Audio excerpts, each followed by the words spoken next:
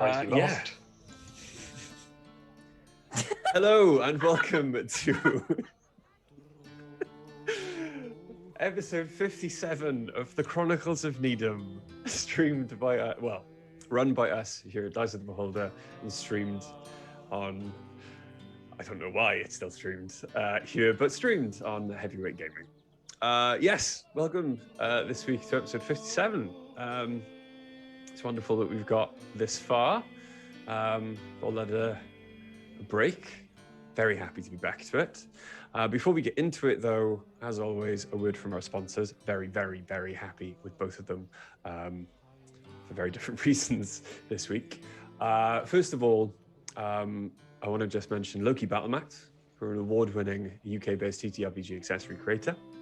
Their many books of battle mats, little, big, and giant sizes, are of course full of amazing artwork and an awesome backdrop to any tabletop game. If you're interested in finding out more, please search Loki Battle Mats on Facebook, that's L-O-K-E, or visit lokibattlemats.com to do their amazing artwork and shop their physical and digital maps. During our break, on the, I think it was the 11th of this month, their Kickstarter went live for the Wilderness dual book, their modular books of battle maps. It looks amazing. They were fully funded within a couple of hours of it going live because they only wanted 25k. There's about 10 days left, and I think they're now on 153 at last check, which means that all of the promised stretch goals are unlocked, and I will be getting my free pack of decals included with the books that I've ordered. So yes, I'm very, very, very happy with them. But please, if you are interested, pop over to Kickstarter, search Loki Battle Mats. They're a fantastic addition to any tabletop game, be it D&D, Pathfinder, or pop over to DriveThruRPG. And if you're more into the cyberpunk or futuristic tabletop role-playing games, you can find many, many maps on there as well. Our second sponsor, who made me very happy this week, it was a fantastic day for post, I believe it was Monday. Blink Dog Dice, small dice maker based locally in Cardiff. You can find amazing examples of their work available on their Etsy store. Just search Blink Dog Dice, which is all one word, on most social media platforms. Same goes for Etsy as well. And go and show them some love and tell them we sent you. There are going to be, in the upcoming weeks, many, many dice giveaway competitions, as this is, for size comparison, the box of dice goodies that they sent me with many, many, many sets of dice boxes, and dice bags included. We all have our own personalized sets as well, geared towards our character. I'm all characters, so mine is a glorious mishmash, but I'm also very impressed that they took pity on me and sent me cappuccino dice. I'm so happy because they look like Campino, and I may or may not have already put one in my mouth. But yes, please go check out our sponsors if you have the time. Apart from that, AD, if you want to bring everyone on screen. Hello. Hi. Let's say hello like we haven't been talking for the last half an hour. I almost wish you wouldn't bring us on screen until after you've done the recap, so I could have a little nap. Does it take?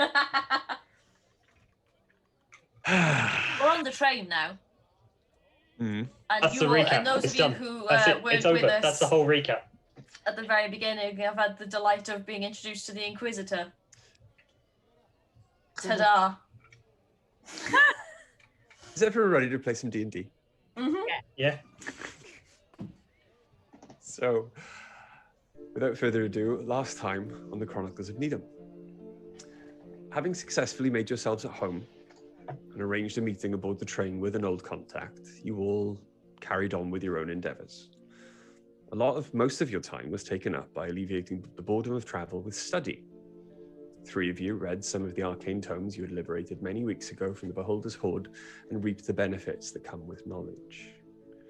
One of your party, though, decided on an more altruistic course of action to while away the long nights of travel.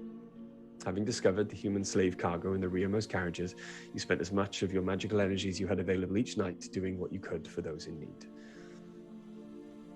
Everyone else's journey then, for the most part, was proving to be uneventful until a meeting with your old acquaintance popped the bubble of board safety around you. Now, with a plan brewing to stop the slave cargo ever reaching Paras, made ever more dangerous by the discovery of the hated Inquisitor being aboard the train, you wake the next morning after the meeting, ready to make your plans. I hate you all. Oh yeah. Oh no. It's like proper. It's like laugh. You're all. Oh yeah. You're all just waking up the next morning. There you go. Going back to bed. Oh, or he's given up. That bastard's on this train. I don't want to go anywhere. Honestly, that's not unreasonable. Don't worry. You have. Remember, you don't want to go anywhere, but you have made arrangements to. I have. I've got to hang out with Rosette. That is later on in the day. You don't actually know when. Oh. So is she gonna come collect you? Like a date? I don't think it's a date, Ace. I think I'm babysitting. Still, they're coming to collect you as if it were a date. I can confirm that the cappuccino dice do not taste like Campinos. No. Oh, you haven't put them in your mouth as well, have you? Of course he has. These ones also look like they would taste very Married good. a toddler. I don't know. Sorry, what was that, baby? Said I married a toddler. Well, that's on you, really, isn't it? Yeah. Anyway, yeah, so I'm gonna get up and get dressed and turn myself into that skin tiefling and Sylvia. Sylvia, is that what you? Yeah. Yeah, it was. Yeah. Okay. Anyone else doing anything? This, I think at this point, Ace is probably going to be craving some sort of like physical activity. Okay. So they're going to go do some walking laps of the train. Okay. Sepsis? There's not much I can really do because I can't actually disguise myself anymore. I don't have any mechanism for it. Okay. So I can't. I was thinking about doing some sort of espionage in the first class carriages, but I can't really come up with a way that I can make that work at the moment. Okay. Let me know if something. Oh yeah, do you know what? Okay. I've got an invisible imp. You do have. You too. You do, yeah. I'd forgotten about that. Yeah, me too. It's been a while Because since we we care played. less about him Been a because while. it's not You our did- original boy. It, You I did mean, tell it is, him. You just don't know that. You did I tell know, him but we he's know. not allowed to speak unless spoken to, or unless something happens, Yeah, I did. on pain of having his tongue cut out again. Well, yeah. I mean, it's important to keep your employees in mind, isn't it? So I think what I'm going to do is I'm going to get into the mind of Worm, and I'm going to spend some time in the carriage while he, as an invisible spider, Okay. slinks off down the train to do some investigating. So you're gonna take over, Yes. guide him psychically. Okay. Yeah. I'll be riding. No problem. I'll So he be riding turns. shotgun. So he turns it into a tiny spider, Yep. and begins the long, arduous journey up the train. Yes. Dice, is there anything you would like to do with your morning? Want to read my book? Which book? My book? Oh no, did I finish it? I think I finished it. You've all finished your books. Oh. Well, I haven't. Oriana, no, you haven't. Oriana still has one book left. Okay. But you all, the three of you, Dice, Ace, and Oriana, all got through one book in the first week of travel. Because it's been 2 weeks. Um, I can't remember what Natasha said about getting guys a crystal to experiment with. Okay. 2 weeks in real life, about 8 hours in. I have a short-term memory problem. Dice. Tasha said she would try and procure one. She'd get back to you on that. Okay. In which case, then, I'm going to... You know the slave cuffs with the crystal on that we don't wear anymore? I'm going to start to tinker with those because they're real, but we've got the key, so they have the crystal in them. Yeah. So I'm going to attempt to start to understand how the crystals work, what kind of energy they would require, how we could start to influence them to see if we can change the nature of that small amount before trying to work on something larger. Okay. With that, then, your first avenue, because you've never actually done it on them, would probably be your identify ritual. Okay. And as you start to think about it and sit down, you realize that a ritual, not having to expend much magical energy, if you are doing nothing more than sitting there doing a ritual all morning, you have a bag of stuff that you have no idea what it does. All right. As well. No, just you did ask me to remind you about Karen. Okay. To begin with, we've still got quite a lot of time on here, but the working out the crystal is more important than working out what's left in the bag. So I better prepare identify for the day. That would be handy. Because I don't have that prepped. But yeah, I'll do identify as a ritual on the crystal itself rather than the bracer as a whole, if I can.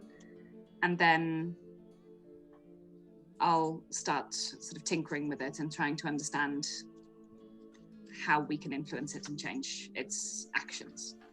Okay. So what I'm aiming to do is make these bracers, I don't know, be able to store a spell or understand what kind of spell they could store. Okay. If it was done correctly and they were changed. Yeah. Okay. As you sit there then and begin your casting of identify, roll me a Constitution saving throw. Okay. The sound of that at all. No, it's fine. I know why. You know why too. Oh, nice. Okay. In future, though, well, don't worry.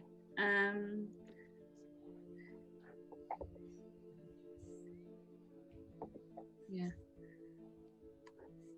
Sorry, I'm having a moment. It's here. 24. 24. 6. Okay. As you realize that to identify the crystal alone, it must be prized from its housing, as you force it out of its holding in the bracer and focus your arcane energies on it, in your eyes only, black tendrils of energy seem to begin to emanate from it. They wrap around your fingers, disappearing inside your skin, and you start to see your veins kind of pulse, darken, your skin becoming more translucent as you watch a necrotic poison try and take hold in your circulatory system. Fortunately, the effect does not take. Something seems to be blocking it, be it your own strength, your own magic, but eventually the darkness is pushed back and your arcane energies are allowed into the crystal. Your vision goes dark. You can no longer see the train carriage you are in. You can no longer hear your friends. All you can hear is nothing. All you can see is nothing. The only word in your mind is nothing. And that nothing is moving. When you blink, you feel your eyelids close, and as they open, the carriage is there once more. Your friends are looking at you. For the rest of you, it has been about 10 minutes. Dice's eyes went completely white. And they stopped breathing for 10 minutes. That's brain damage. They've got brain damage now.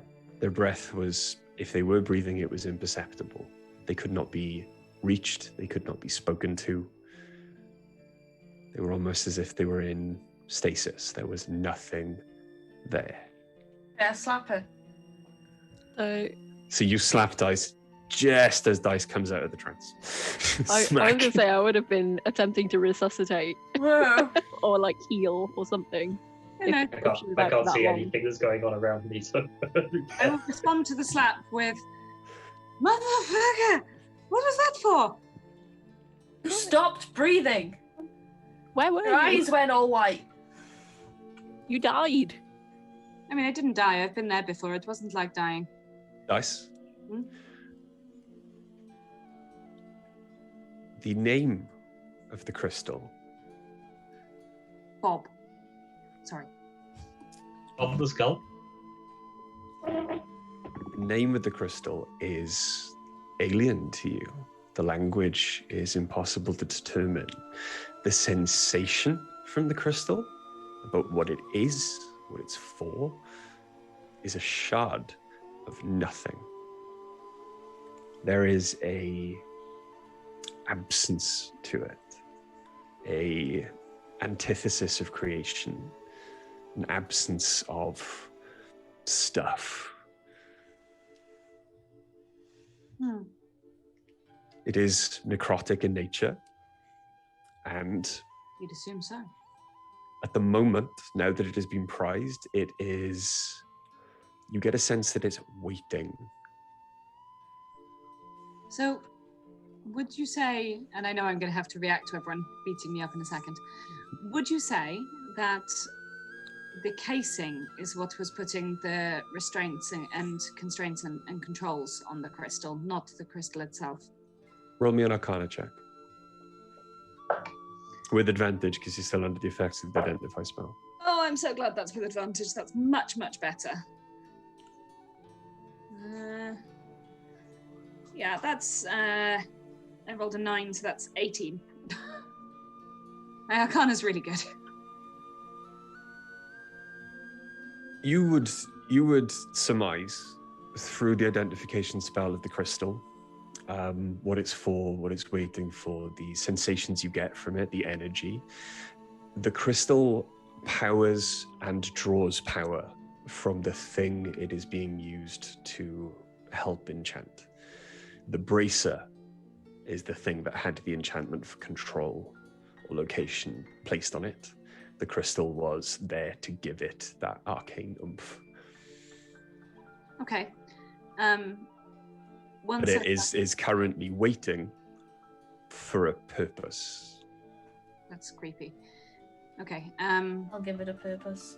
I'll go everyone else quickly and go. Okay, so sorry about the dead thing. I wasn't dead. I promise I wasn't dead. But these crystals are creepy. Creepy how? Yeah, I think we'd established that already.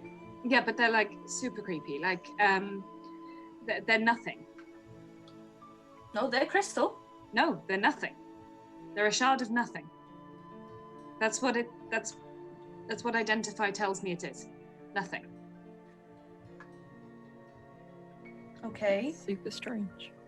I think that's why it maybe appeared I stopped breathing, because while I was under its influence, so to speak, or interacting with it, I was also nothing. Became nothing. Well, I was associated with nothing. I'm not really sure, but I am Nothing. okay. You come from nothing, but not to me. One day we shall return to nothing. Worst chat of blind ever. The I have no idea what that was from. I literally lost me. It's That's what Kylo Ren says to Rey in Star Wars. Oh God. I need a divorce, guys. I've seen each of the well, the first one I saw many times, but each of them since then I've seen once. To be fair, it was in like the second or third one, wasn't it? Second. I need to rewatch them again. Always. Yeah, Stu's right. That child line did eventually work for him, so you can't. Oh, it didn't. He got a snog at the end. Yeah, but that chat up line It in saved particular her did life. not. Spoilers, guys. Anyway. But anyway. Yeah, sorry. I'm You just trying talking to about a tell me book this that isn't obviously just Sepsis and I have read. Are you telling me this isn't a stream where we just sit around and talk about Star Wars? Can I do Alright, it I'm sorry. on the bracer? You want to do identify again on the bracer, yeah? It's original. Yeah. Yeah. Okay. As a At separate. least we're prepared this time. If you stop breathing, stop your eyes go breathing. white. I'm gonna batter you again. There's no reason I would. It's the controls that it places on the crystal I'm interested in, not the crystal. The crystal itself is here. It's okay. Just sat there watching. You sit there, and after a few minutes, you get very little. By the end of the identification spell, nothing has happened to you. Whatever spell was cast on the bracer was a very fragile thing that has now been completely decimated by the removal of its power source. But you told me to pull it out to do identify. I said I wanted to identify the bracer, and I wouldn't have done that if it was going to break the spell. No, you said you wanted to identify the crystal specifically, not the bracer. Yeah, I did. Yeah. Why not have another set? You do have another set. Would you like to identify those ones? Yeah. Okay. So you begin the identify ritual for the third time. And it is simple, easy. You are not put into a trance this time as you were when you identified the crystal on its own. However, you do get back after the ritual is complete that this is very simply a bracer of control. It's a very minor spell. It, to someone with a very low constitution, or a normal to moderate constitution, as in like, commonest stat block, it would do a great deal of harm if the spell was activated, and it can be activated from a great distance. Can I work out how I could replace the spell on the broken bracer with a different one? If the crystal was reinserted, can I work out how you could put different constraints on it? Or would it have to be a necrotic energy spell to do that? That is going to be some artificery, which is going to take a little bit longer than just a 10-minute or 11-minute identifying spell.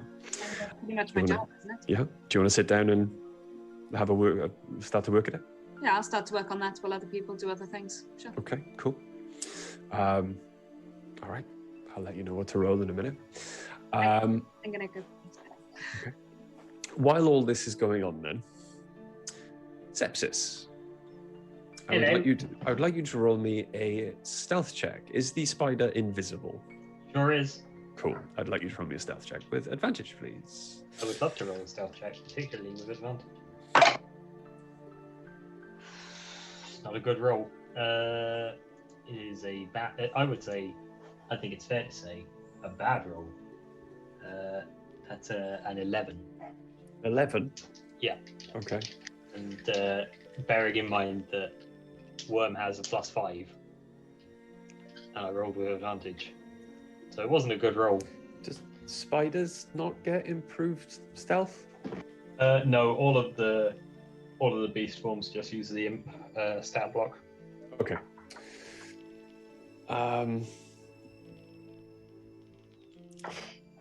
Okay. Now you're gonna have to come up with a story about how someone spots an invisible spider. No, it's fine.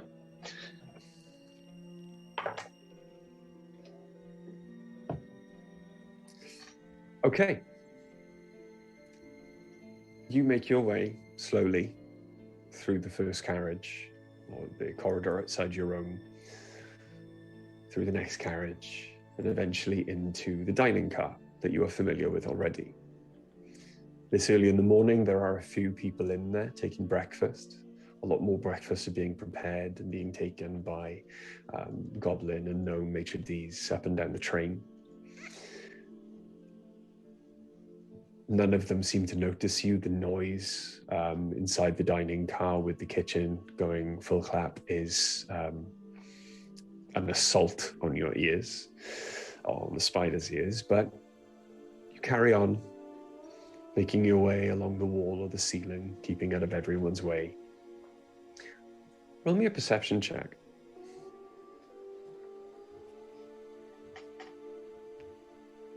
Using worm stats or mine, because I am seeing through worm.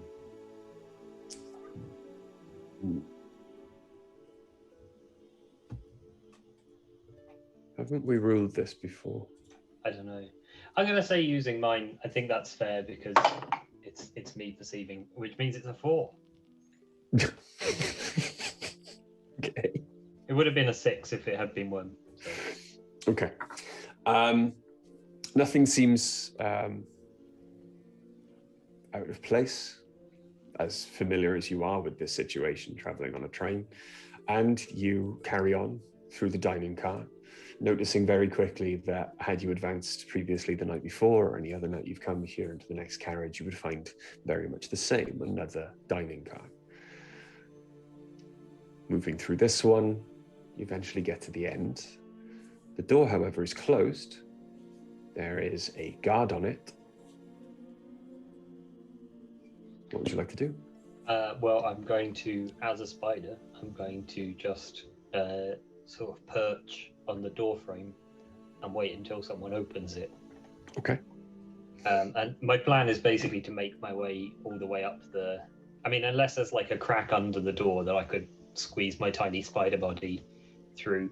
But my plan is basically just to make my way all the way up the train in this manner, seeing what I can see on the way. But my focus is to get to where the train is being controlled. Okay, all the way to the control carriage at the front. Yeah. Yeah. Okay. I want to see what the deal is in there. No problem. Okay. That is going to take you a while, but yeah, you I've do got all find. day. Cool. You do find at the bottom of the door that there is space that a spider could crawl underneath, and you make your way through and continue on your journey. Ace and Oriana. Yes. Dice has put themselves off in a corner, taken out their tools, started making scribblings on their paper. What are you two doing? I was going to do that patrol walk around the carriages. I'm going to head to the bar so I can walk with you as far as the bar. Yep. If we go any further than that, I wouldn't have thought, because it's first class beyond there. Okay. Ace, are you going as Ace? No. I'm going to Okay. be going as Gitto. My brain just did me a blank then. The Going half-orc, as yeah? Gitto. Okay. And the skin tiefling, as you Sylvia. I'm Sylvia. Okay. Like Mike Wazowski's. Did you deliberately name the skin tiefling as you've horrifically dubbed it after your grandmother? Oh, it was just the first name that came to my head, but yes, my grandmother's name is Sylvia. It's also Mike Wazowski's girlfriend. Okay. It's a pretty So, name. It's a nice name. you both make your way into the carriage. Remember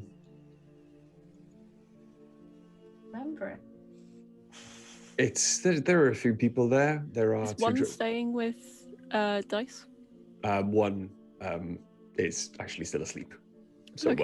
one is They're just one is close for most of this journey. One is One the is- happiest number. one is very much enjoying the softness of the chairs and Mm. I'll leave 5s with Dice. Okay. No problem. So Fives tries to make to come with you, but You might get me recognized, darling. okay. Eventually, reluctantly, you can see that Fives does actually stay then outside the room, guarding dice. Someone has to keep an eye out for the dice. The completely oblivious nerd. Who's just like... Too busy tinkering. Exactly. But you do eventually make your way into the dining carriage. There are 2 Dragonborn, a couple of deep gnomes, a couple of Durgar eating breakfast, rolling bone dice. Aside from that, it just seems like a very busy affair. There's trays of food being rushed past you further down the train to other compartments that have ordered their breakfast in bed. Do you seek to get a table, or? Yeah, we'll go sit down. What does Gitto look like? Is Gitto a half-orc? Yes. Okay. The Your waiter, muscle for the day. Mm-hmm. the waiter comes over. Bonjour.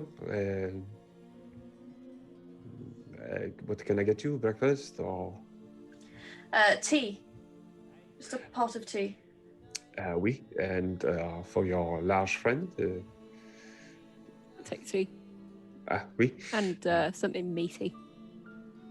We have roast pork. Is that sufficient or? Yep, that'd be fine. D'accord. I will be one moment. And he wanders off to go get the tea and the food. Is it the same one from last night? No, it's a different one. Right. This guy is a young, very slight elf.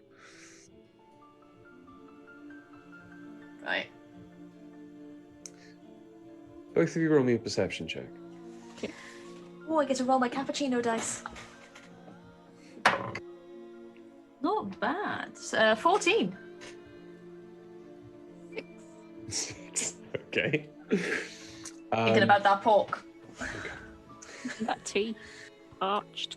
Ace, then, as you are facing Oblivious.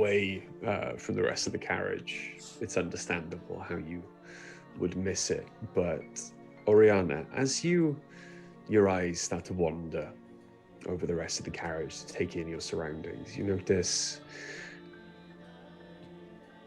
especially in the light of the day with the sun hanging low on the horizon having just risen,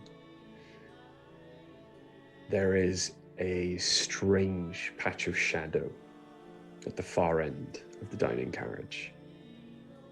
And as you peer into it, a form materializes.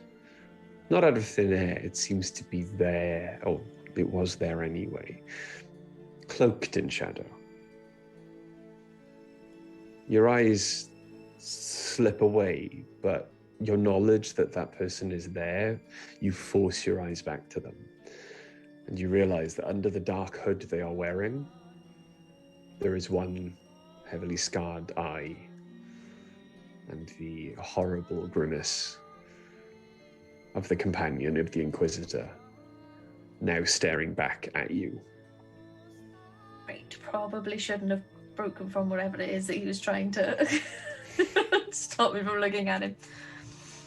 I just sort of nod my head and then go back to looking at the table. Okay.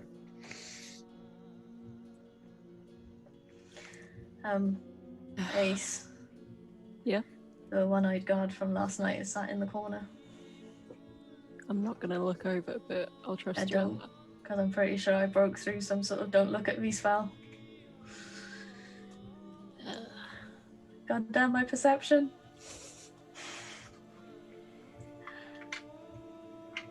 Well, Is that tea? As you say these words, the waiter rushes back to your side. He has a plate of roast pork for you, Ace, and puts a tray down with 2 cups and a teapot. And you can see the steam rising out of the nozzle already, out of the spout, sorry. Would you like milk or sugar? Would be good. Oui. Yeah, milk and sugar would be lovely, thank you. He turns around to the bar, which is quite close by, takes 2 steps and 2 steps back, and deposits those on the table. Will there be anything else? That's all, thank you. That will be 5 gold. No, I pay the guy. Does it seem to anyone else like Charlie's trying to use her roleplay to send her husband some sort of coded message right now? A squash. I'm happy with squash, thank you very much, that I went to get and got your drink as well. You did, Yeah, thank I you. pay him. Yep, there we go, 5 gold, no issues. As he moves then out of your line of sight, and you look back up the carriage, the patch of shadow is gone. And you see... Can I see it anywhere else? You see the door then close as if someone has just moved through it. Left. Almost at a few seconds, maybe, later, the door opens again. In walking, a very beautiful woman. Strikingly so. Your eyes are immediately drawn to them. I'm going to have a gay panic, aren't I? They are maybe about 6 foot tall, muscular, but not overly so. But the way they walk is the grace of a dancer. And they strut, watching all of the eyes of all of the Dragonborn, the Durgar, the goblins, the waiting staff, the kitchen staff, as they peer out of hatches, follow her up the carriage. She smiles at you as she approaches, catching your eye, tosses her long, dark, raven black hair over her shoulder, turns swiftly and deposits herself in a chair with her back to you, but it's the table right next to you. Do we notice anything about her? Like, is she wearing any sort of crest or anything like that? She is in fact wearing very little. She is wearing a long, sleek, black, you think, velvet dress with leather panels. However, the cutouts of the dress effectively show off her back, most of her midsection, and is slit up on both sides to her waist. Ace is going to look away respectfully. I lean over to Ace and sort of whisper in his ear, so performer or whore? Combination. Performing whore? Concubine. Oh yeah, that's the same thing. It's like pouring tea. Waiter deposits himself at the side of her table, and you hear her order the strongest whiskey that they have available in perfect High Elvish. Nothing interesting. Ace Ace ordered breakfast. isn't gonna. Yeah, I just lean stand over. that. She just ordered breakfast. It's okay. It's just sort of looking off blankly, like, I didn't understand any of that. I should really teach you guys some Elvish. Brianna, I know enough. Yes. Ace, Oh, I read that book. what are your passive perceptions? It was +2. I'm gonna double check though. 'cause- Passive. 12. 12. 14. Okay. You notice nothing too untoward about her, unless you wanted to focus a bit more on her. Well, given how she's dressed, Ace is not going to do that. Okay. Because Ace panics. Oriana? Sorry, not my fault. Stu sent an hilarious meme. It's completely Stu's fault. You notice nothing too overt about her in your passive curiosity, but if you wanted to focus more of your attention on it, roll me a perception check. 15. Okay. As she sits there with her back to you, sitting effectively behind Ace, your nose is the first thing that picks pick something up that's out of place. There's a smell of a very expensive perfume. You can tell because it smells exactly like the flowers that it is trying to mimic. But it is strong, sweet, cloying, too heavily applied. And then underneath that cloying scent, you find possibly the reason for the heaviness of its application. You can smell wood smoke, sulfur, brimstone. I can smell myself. It is a very familiar smell. Huh.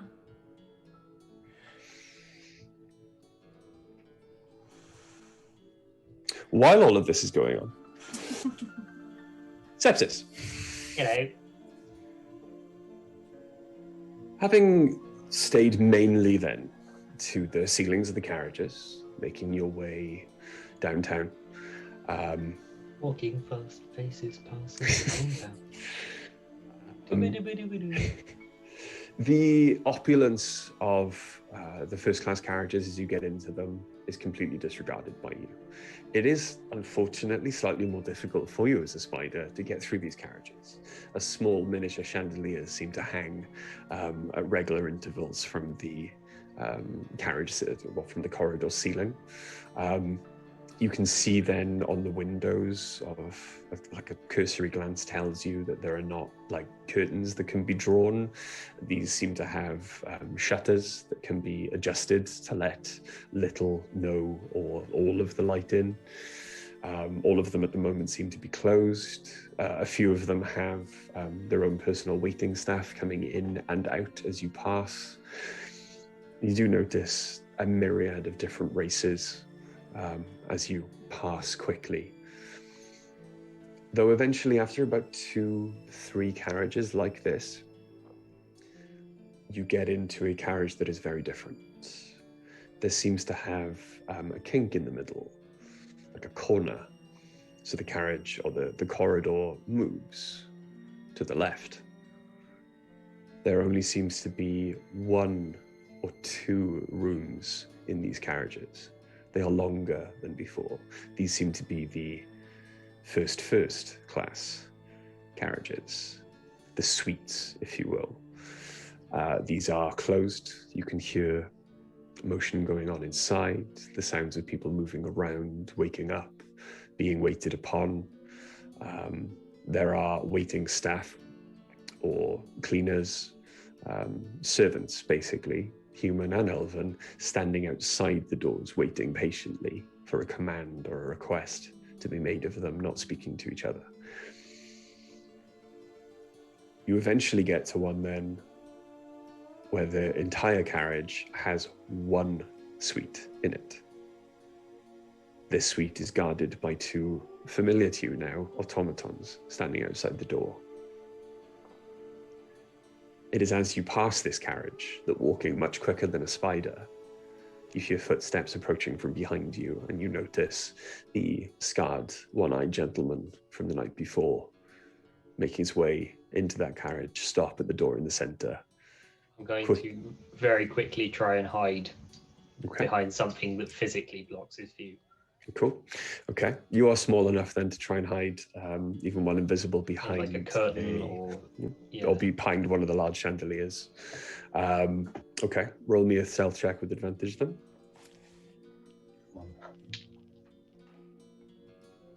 That's a nat 20. 25. Sweet. Okay. You know, they roll when they need to.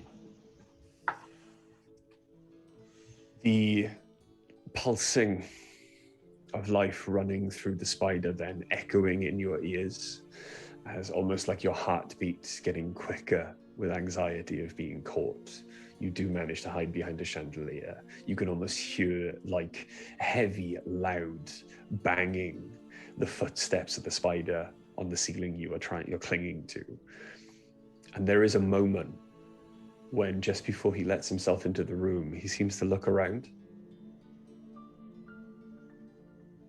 cocking his ear as if he's trying to listen to something.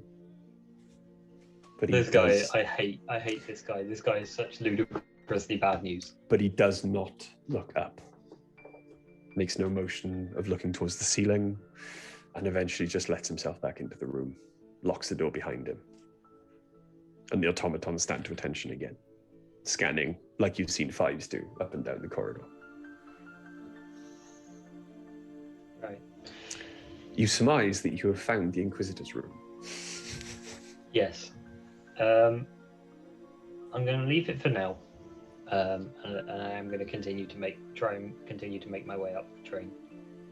Because what I really want to see is the control carriage, and maybe I'll try and hit the Inquisitor's room on the way back.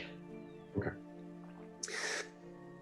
You find then that the door at the end of this carriage is very different to the ones you've passed through already. This is a solid steel affair. It is, you cannot, from any angle, see any space in the door that you can try and crawl through. There is no lock on it. There seems to be a large rotating metal wheel, like the wheel of a ship, with handles coming off it. That's about 20 times the size that you are now. That seems to be the only way to open the door. There is no one else currently in the corridor apart from the automatons, though the door, as it is in the center of the end of the carriage, and the corridor was to the side, the door is mostly out of view from the automatons.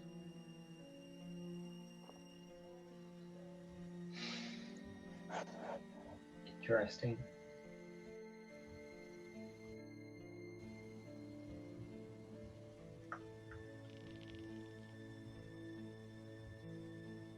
I'm trying to...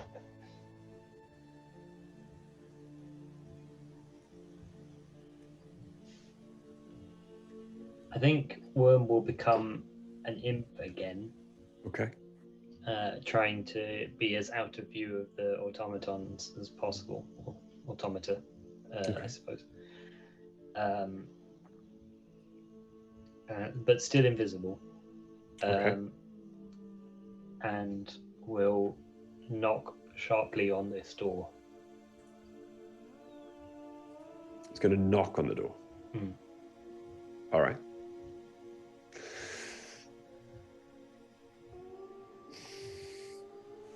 Give me a second.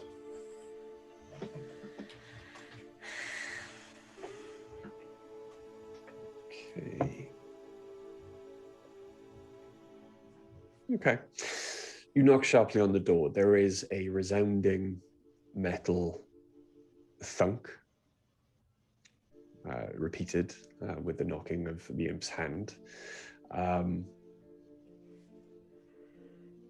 No answer for a moment, but you do hear a sound behind you.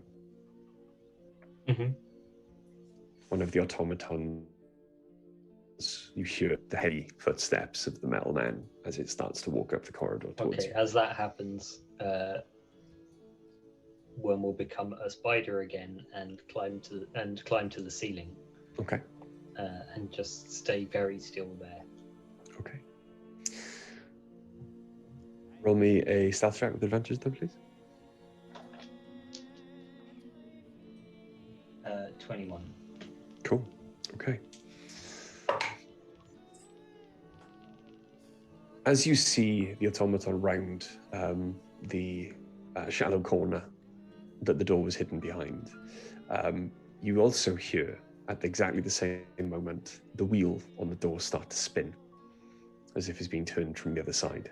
Mm-hmm. And with a loud creaking noise, with hinges desperately in need of oil, the door swings open. As soon as it opens a crack, I'm going to dart inside.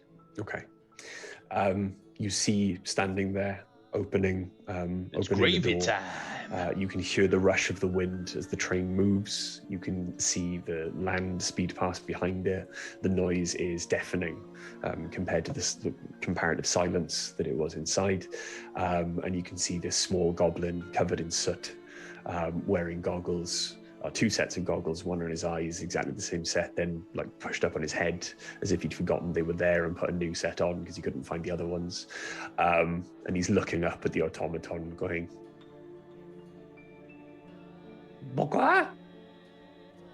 What do you want?" The automaton just gives him a look. "Why did you knock on the door? What do you want?"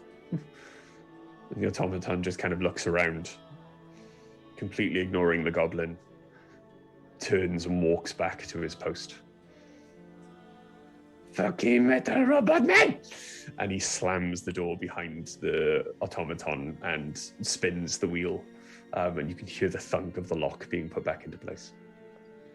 You are outside. The carriage in front of you is very different from the others. It looks like a metal monstrosity. Very little space inside. There appears to be not smoke, but steam kind of rushing from it, from many different orifices, many different vents. The steam smells acrid, almost acidic. It assails your senses slightly, but doesn't cause you to lose the concentration on or lose the invisibility spell. However, there is a small metal door then that you just watch the goblin go back, muttering and cursing to himself about automatons. The door is left open, and you can almost feel the heat coming from the small door he enters through as it radiates out of the inside of this just metal monster that seems to be pulling the train. I see anyone else apart from this one goblin? As he enters into the darkness of the interior, you can't really see into it. He turns a corner. You do hear over the noise maybe another voice. Okay, I'm going to follow him through that door. Okay. You get into the door. The darkness of the interior is not actually that dark. It's quite dim. Your senses were confused by the brightness of natural light outside. But as you get inside, it is surprisingly clean. But you are surrounded by chairs, maybe 6 or 7, that seem to be fastened, bolted to the ground in front of their respective stations. Those respective stations have levers all over them.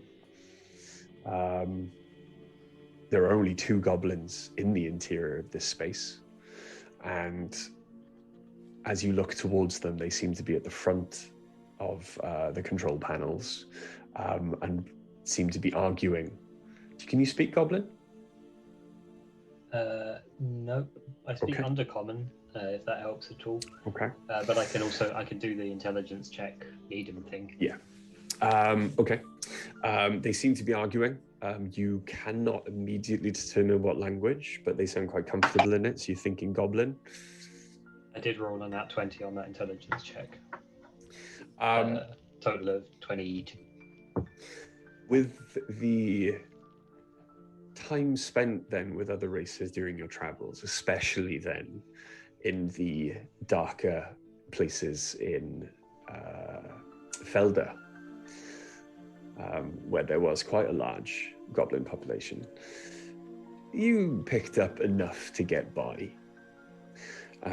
They do seem to be currently having an argument about whether a burst of speed this early in the morning will drain the energy cells before they get to their next recharge point. One seems to be arguing in favor of it. He seems to want to outrun the weather that is chasing the train, as the apparently storm conditions, powerful enough, can completely unsettle the train, as it is floating, basically. The other is arguing for slowing the train down to give it more stability to ride out the storm that seems to be following the train.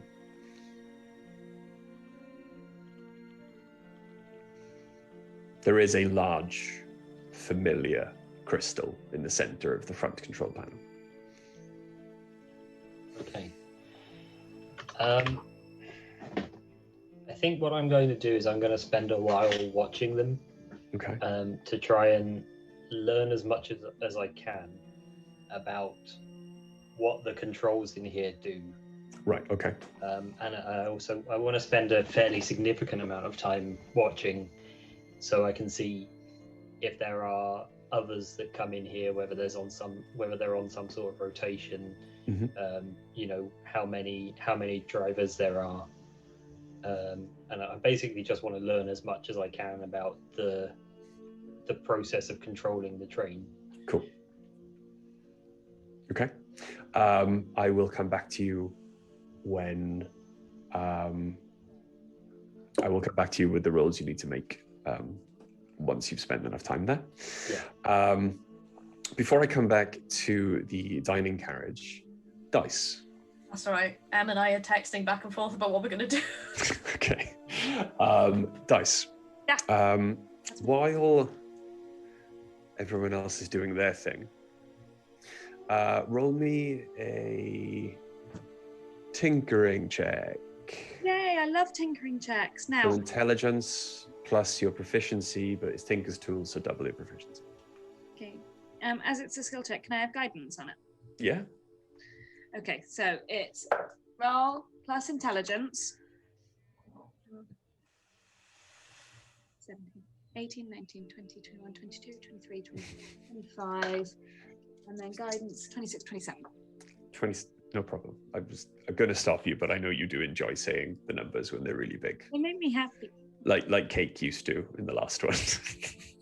What was your stealth roll? Like Cake, you've done it. I haven't finished counting. Not 31, 32. Yeah, 30. it's like he's on one hit point, and Charlie's like, I've done 65 points of damage, and you just they're like, he's been dead for so long. Let me finish. It was a crit. So 27, yeah? Yeah. Okay, cool. Okay. You yourself, through your through the knowledge you gained from the gnomes of Nidum, through your own experiences on your travels, have infused, especially in the case of Ace needing to be able to see in the dark, infused quite a few items in your time now, changing the nature of mundane pieces of metal, mundane pieces of matter, in fact, to make them do incredibly magical things. This bracer is, in comparison to the things you create, this bracer is, it's like giving, you are now currently trying to work out how a Game Boy works, but you're the designer of the iPad. So it's very simple. Oh no, okay, a Switch. You basically built an entire Switch, and as someone has now given you a Game Boy and tried to work out how this works. It's arcane in nature, it's just magical, but it wouldn't take you long to manipulate it and change its nature and change what you wanted it to do. The only problem that might arise would be the crystal. Okay. Why so? I thought the bracers put the constraints on the crystal, not the crystal influencing the bracer. Yes. However, the crystal seems to... This crystal seems to be almost parasitic. Yes, it can energize a spell. Yes, it can cause an enchanted item to be powered. But it seems to almost want something in return. Roll me an Arcana check. Okay. Guidance.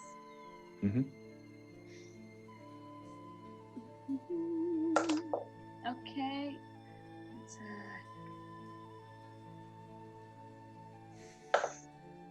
It's an 18. Okay.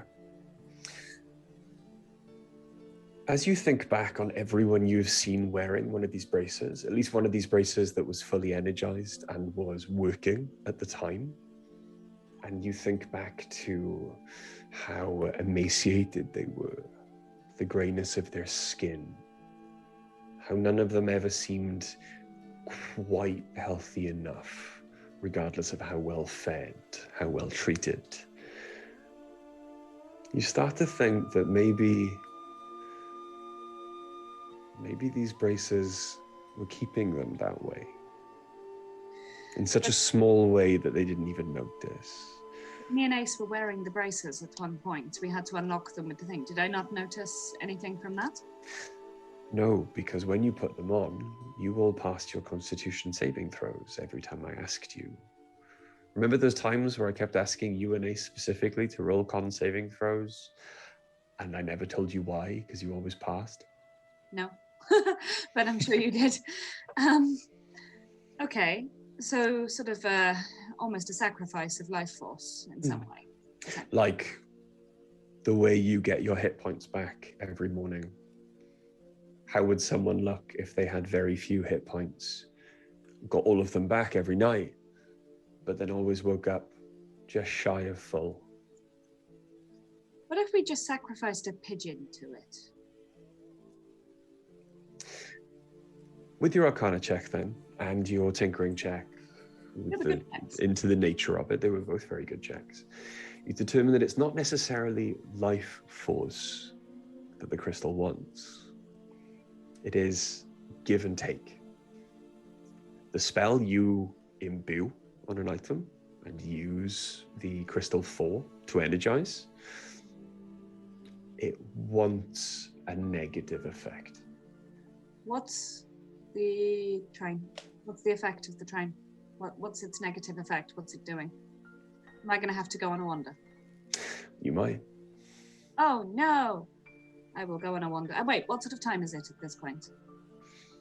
What sort of time is it?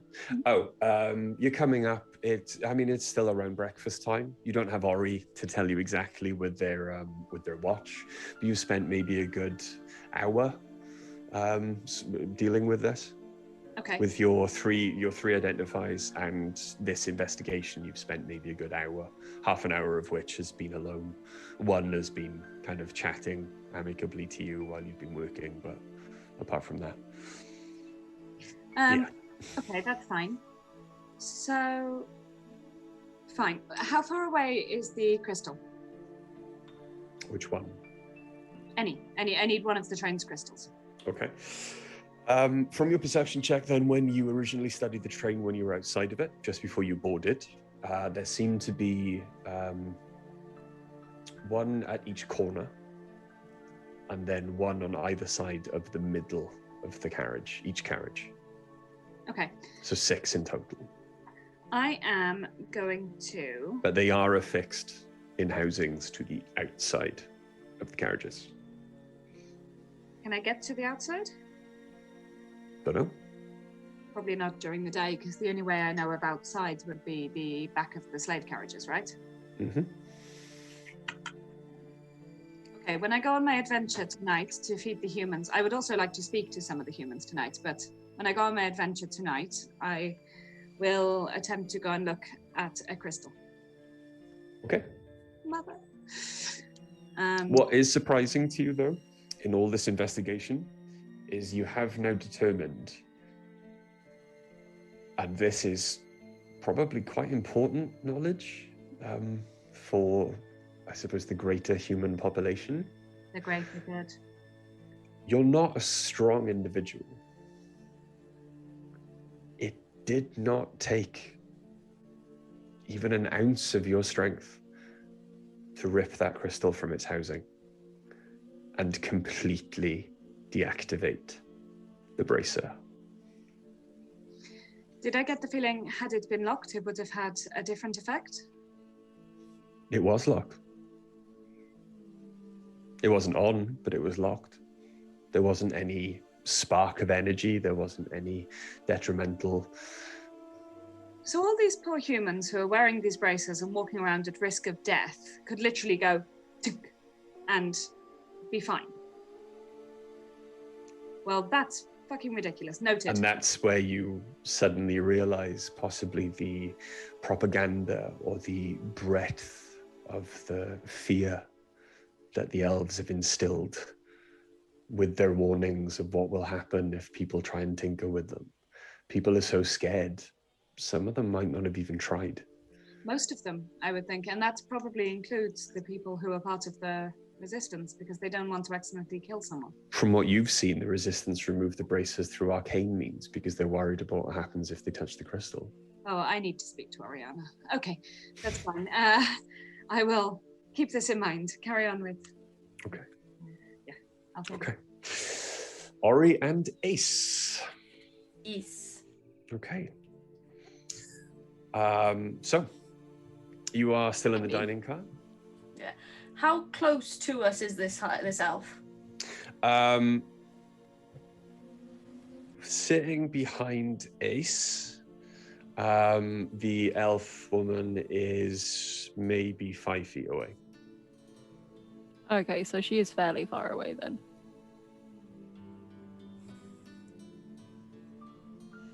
Still think you could reach. But then Or- I'm really sus. Oh, okay. I'm just saying, you could get up to go get something. Like, we're whispering this super quiet. All right, if you're whispering this super quiet, I'm going to need a stealth check from the person speaking. I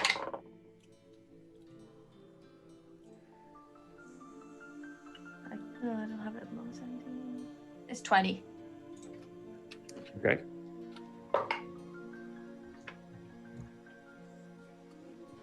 Okay. Okay, we're just going to sort of lean into each other. I'll get the vibe. I could use some more sugar. If you could go to the bar and get some, then when you come back, do the detect thing. And if you just can't touch her hair, because you've just got to be touching her, and her hair is attached to her. Okay. Oh, no. I shall go get you some sugar. Yeah, if you could get me some sugar, that'd be great. Yeah. I'm just going to stand then and walk over to the bar. Okay. While on my way to sort of reaching for the sugar, Okay. I'm going to lightly brush my hair, my hand against the length of her hair. Okay. And whilst doing that, cast detect at first level. Oh, detect magic, sorry. Detect magic. Mm-hmm. Okay.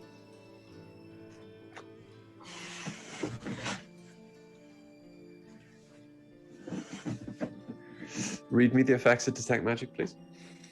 Okay. Says a creature you touch regains an no, wrong. I've clicked. So what I clicked cure wounds, okay. For a duration, you sense the presence of magic within 30 feet of you. Yeah, you didn't touch it. Sense magic in this Oh, way. so you didn't have to touch it. Okay, yeah. So if I don't have to touch her, then I won't. Okay. I'll just stand. We'll retcon the conversation about sugar, Yeah. and I'll just sort of cast it then from seated, with the intention of trying to detect if she's got anything up to disguise herself. Okay. Not really knowing what I'm looking for at this point, though, because Ori has just asked me to. Okay, give me a second.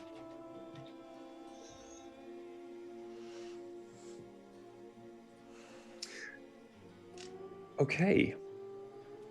As you detect magic, then, Mm-hmm. and you peer around, there are many different minor auras, mainly on the Dragonborn, the Durgar. You can see some of their weapons, their armor, shining dimly in the morning light, and you can tell that they're like you both as you look at Oriana, and their entire form is currently lit up with magic, as is yours. You can see that they have the same, not the same amount of gear as you guys have, because you've been very successful in your dungeon raiding, but some magical gear. Give me a second. Sorry. Oh, bless you.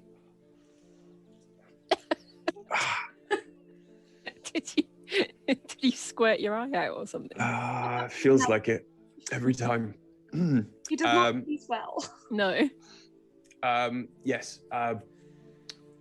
As you glance or catch her out of the corner of your eye, her entire form is also lit up under a spell. And as you're looking at it, you can tell that it is a transmutation spell. Okay. You can't tell what the spell is, but it is under the realms of transmutation. So not disguise so much as transform.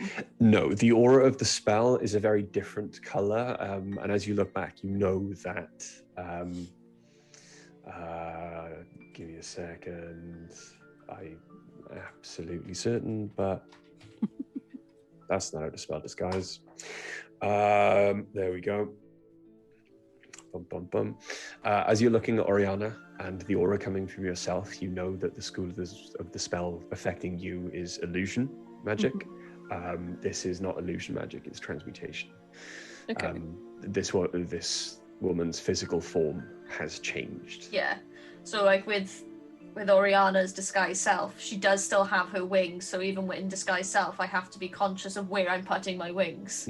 Yeah. Whereas she wouldn't. You are a very heavily cloaked, Yeah. skin-colored tiefling right now. Yeah. And don't let anyone extra effects around. Yeah.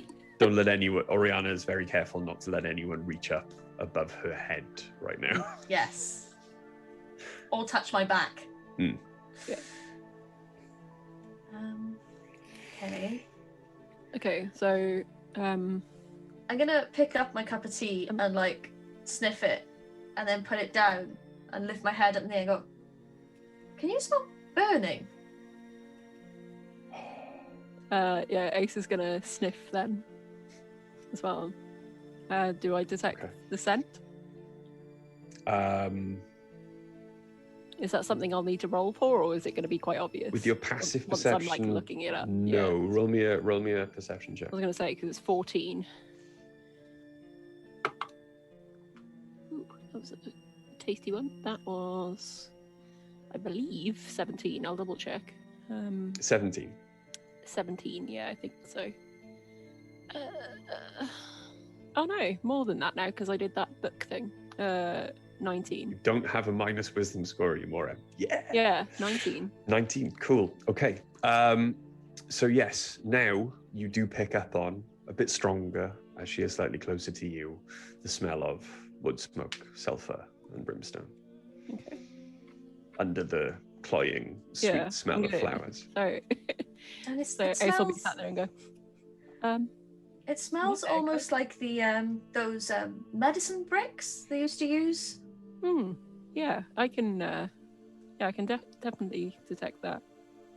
A bit sulfur, Wonder if it's- brimstone sort of smell. Yeah, I wonder if it's something they're using to cure the meat, or to just some sort of flavour. Possibly, it's normally used in healing rooms, but You never know, it's a fancy carriage. could be. Yeah, maybe someone's just using it as incense, but that's a strange choice. Excusez-moi. And you see that the woman has turned in her chair to speak to you both.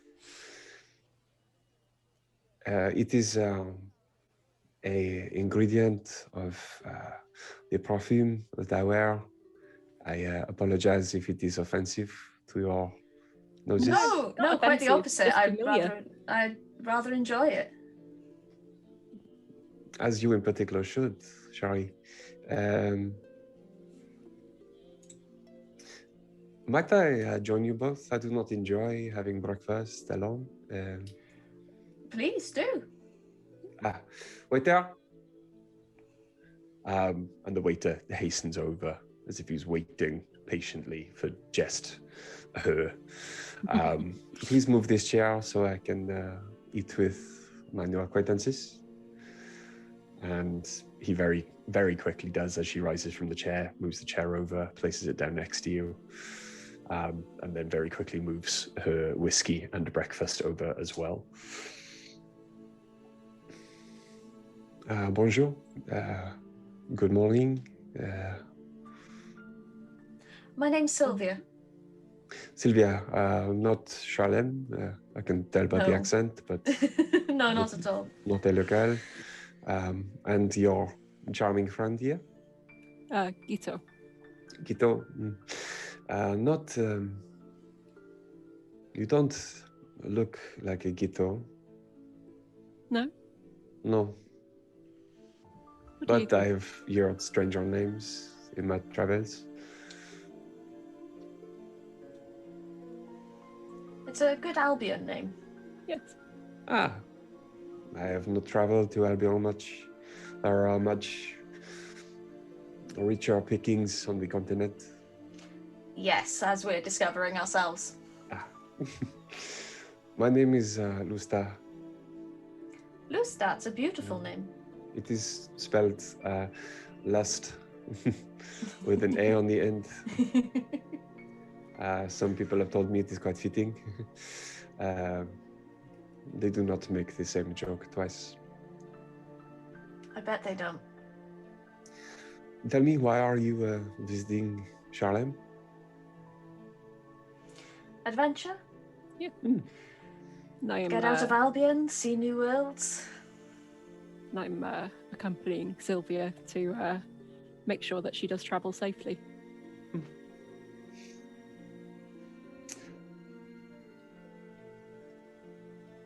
Ori, Mm-hmm.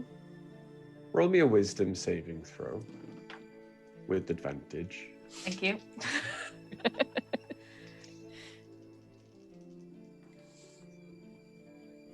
It's a 13? 13. Yeah. Okay.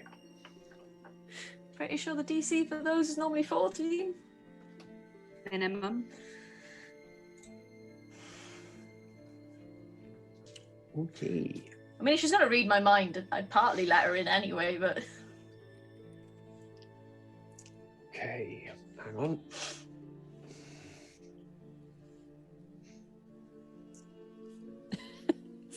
What's wrong with everyone tonight? Anything? Whatever Bray's got is spreaded. Bless you. Okay. Virtual boogies. As Lusta begins to focus her eyes on you, Oriana, you feel them bore into you. The longer she looks at you, the more she smiles, the more entranced you are by her. I wink at her. Can you in that state? You can't, I'm going to as soon as I can. because that would mean like in character, you're just like that would mean one of your eyes had to close, so you could not properly perceive how incredibly beautiful this woman is. How lucky you are to have found yourself in her presence. Oh, Jesus Christ, am How I charmed? charming Oh, for you fuck's sake. find her. And all you currently Greg. wish to do is remain in her presence for as long as possible. Possibly in a more private setting. It's a bit dubious. I don't like none of this. I'm concerned. oh, Greg, are we getting sepsis suspicious vibes, or are we getting just Sepsis is currently an empty house.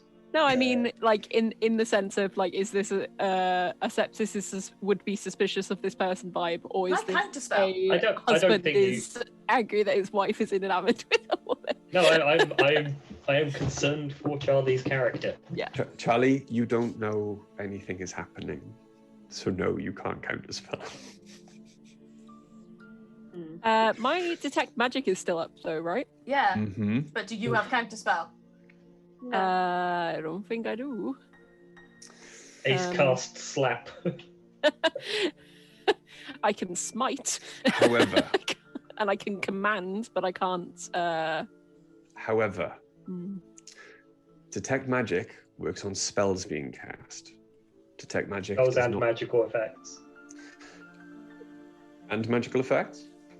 Just having a look. Read it. If you sense duration, you sense the presence of magic within 30 feet of you. Okay. So the presence of would. Yeah, but it's not Natural spells. effect. It's anything magic. Yeah.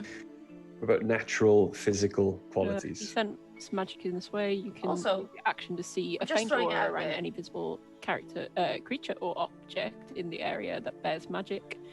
And you learn its school of magic, if any. The spell can penetrate most barriers, but it is blocked by 1 foot of stone, 1 inch of common metal, a thin sheet of lead, or 3 feet of wood. And it is the charmed person spell, is it? Nope.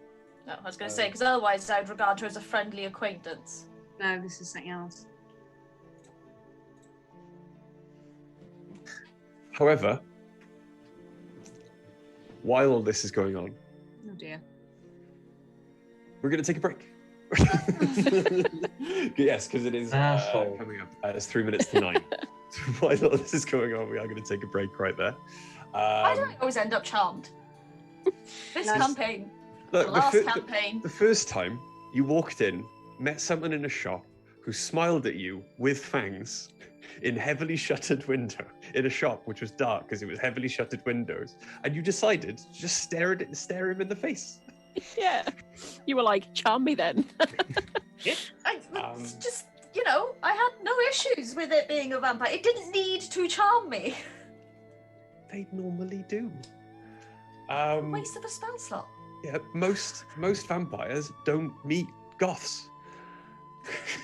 They tend to avoid them. Right, but yes, anyway, it is break time. So we are coming off on break. Please, as always, if you haven't already, pop over to lokibattlemats.com and the Blink Dog Dice Etsy store to check out the fantastic products that both of our sponsors are creating. There will be, I didn't have time to think of what I was going to give away first or how I'm going to do the giveaway, but there will be in upcoming weeks lots of giveaways with dice and accessories, dice boxes and dice bags, because it's insane the amount of stuff they've sent us this time. I love them so much. But yes, please don't go anywhere apart from opening an extra tab on your browser and going to check out our fantastic sponsors. But we will be back in about 15 minutes. Thank you very much. Bye. Bye.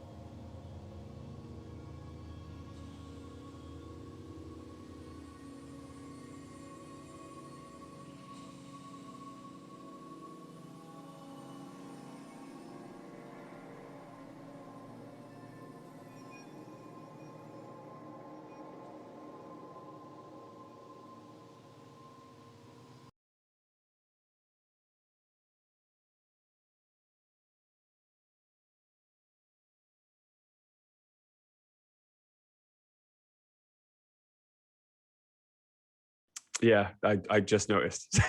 What a prick. Hello, welcome back to part 2 of the Chronicles of Nidum, episode 57. Thanks, Looking Sadie. so sexy right now, Billy. Yeah, we're all on. No.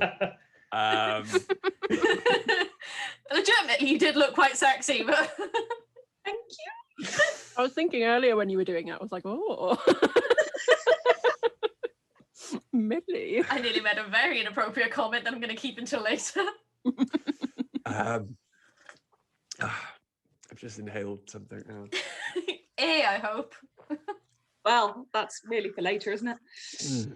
Later, I hardly know her. But yes, where we left off, Oriana has been charmed by your new elven acquaintance in the dining carriage. Ace, you are oblivious. And Lusta looks at you, Oriana. Oh, I thought they were looking at me then, and I was like, So, I would inquire, do you like the smell of my perfume? I do, yeah. It's comforting and familiar. I am pleased. I have more in my garage. Different scents, some more exotic, some stronger, more intoxicating. Perhaps you could show me. I am finished with my breakfast. My carriage, it is quite small. The three of us would possibly take up too much space. I don't think Ghetto would be interested. Then if you're okay with leaving your friend behind, please accompany me. Of course. I'll be okay, Ghetto. It's not the first time. just gonna, in character, do a.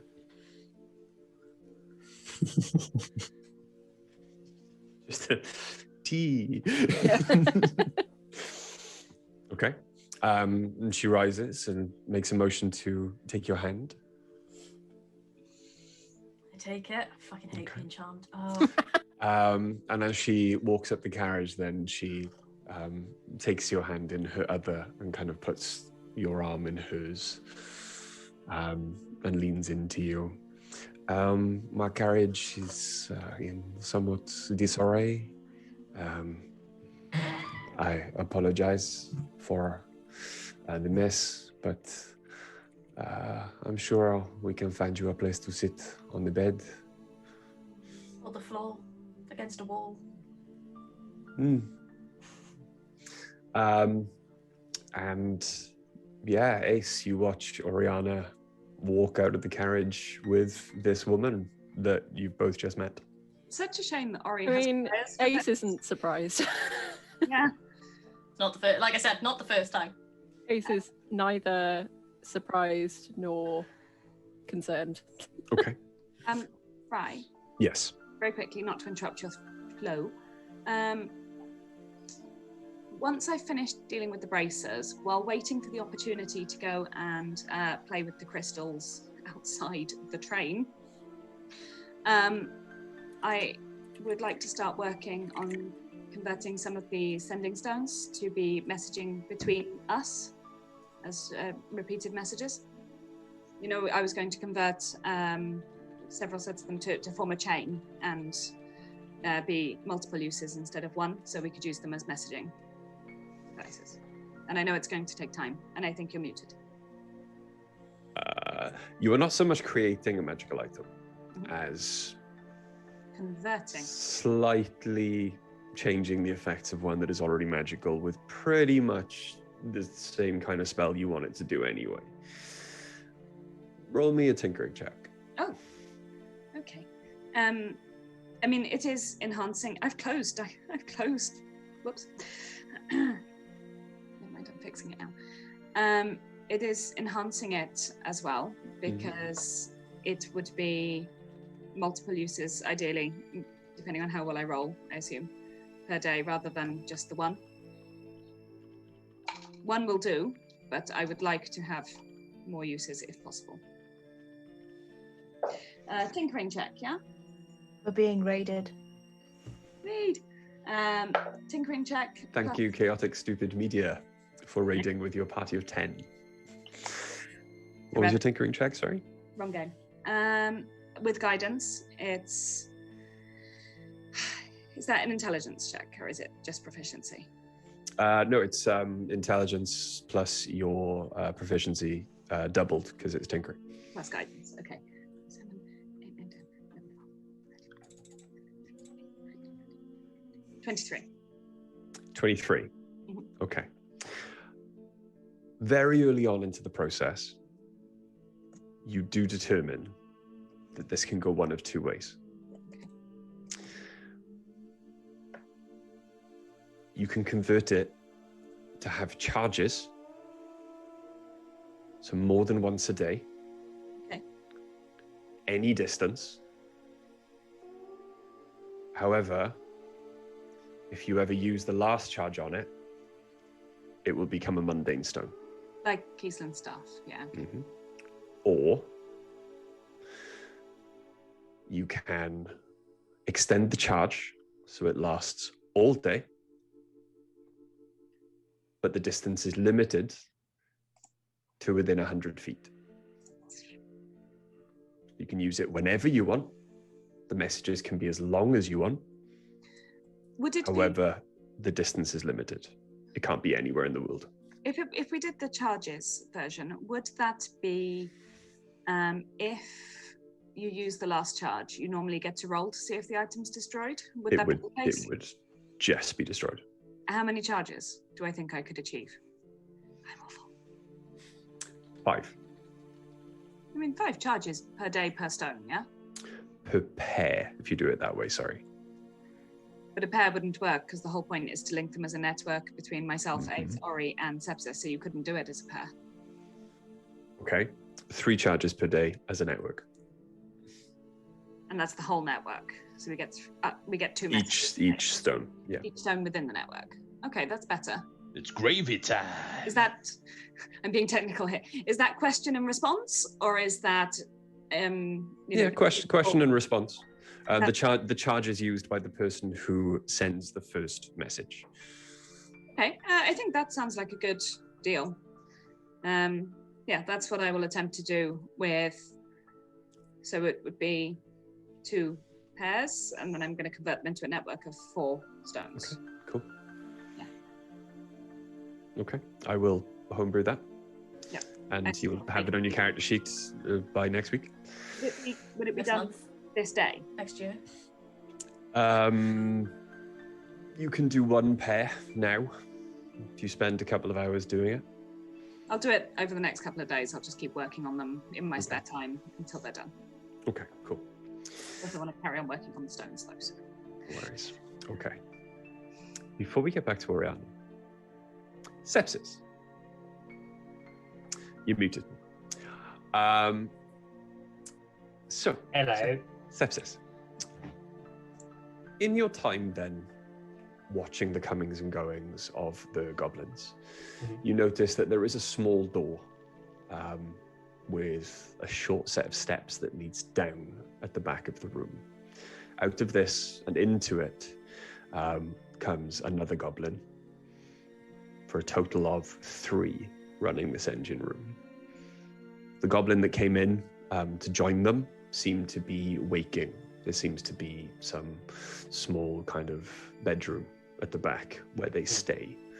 It's like a shift rotation happening. And he does bring in a tray of hot, horrible smelling drinks. If it is tea brewed from something you don't want to envision. Hot garbage tea. But they do, he shares them out and gets to work. Roll me an Arcana check. Just want you to know that the idea of unpleasant tea is probably more offensive to Charlie than the fact that her character's about to be murdered by a succubus. Arcana check. That is a 19. A 19. Mm-hmm. Okay. As you watch the goblins come and go, then as they fall over each other in this cramped space, it's almost comical to watch them navigate around. However, when they are at their respective workstations, their hands move deftly and confidently over all of the controls. Practiced muscle memory. They've done this a million times. As you look around as well with the eyes, your eyes and the eyes of your imp brought into form by your arcane talents, you start to perceive It's veins gravy of time. energy familiar to you. Black tendrils of energy that seem to shine from the central crystal, which glows in a steady kind of pulsing. You can hear the hum of it as it powers the train. The tendrils of energy seem to seep into all of the mechanics that surround it. And it is magical in nature. Unfortunately, your knowledge of how magic can affect machinery in this way is not up there. But it would seem... I'm not... I don't necessarily need to know... Like, I'm not that interested in how it works. Okay. I don't need to know how to make an internal combustion engine in order to drive a car, right? I just want to learn how they control it. Okay. Is there an emergency brake? Where's the make it go button? Where's the make it go faster bit? That sort of information is what I'm looking for. From watching them then, it would appear that the central console is the main control. You watch them come up to sharp turns around the rolling hills in front of you, through the forests, and you can see them as they stroke the crystal in certain ways. You can see as the train slows down, as it speeds up. There is a point where a large log or a large tree has fallen across the train, and you watch as they go to a console to the left, and two of the goblins push two levers further up, and you feel the sensation of you realize that if you were there, you'd feel like a jerking sensation in your stomach as the train rises a few foot further off the floor, just to get over the log without having to slow down. And then gently they pull the levers back down and the train lowers again. When they move those levers to make the train go higher, the central crystal glows hot, almost as if it is feeling some strain. And you get the impression that if they were to rise the train up a few feet off the floor, they cannot maintain that for very long.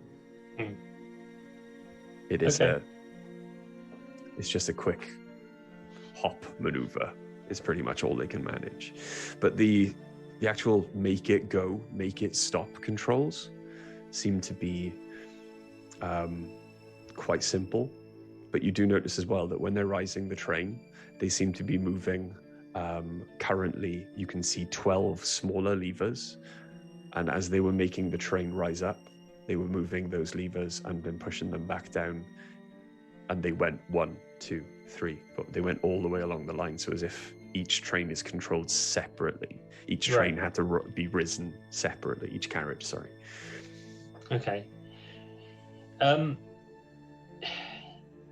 Thinking about things from my own understanding of magic and of this kind of energy, I just want to understand, like, imagining a situation where sepsis was in this carriage.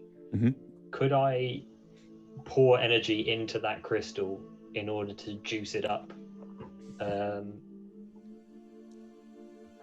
or could do I feel like I could interact with that energy in order to give it more power or to drain power from it? It is it's a very familiar form of energy. It is necrotic in nature. You can feel the pulsing necrotic energy in the entire carriage. It does interact with a lot of your spells quite well. And you get the idea. You would imagine that a lot of your spells would certainly affect the crystal or the running of the train. Definitely, yeah. Okay.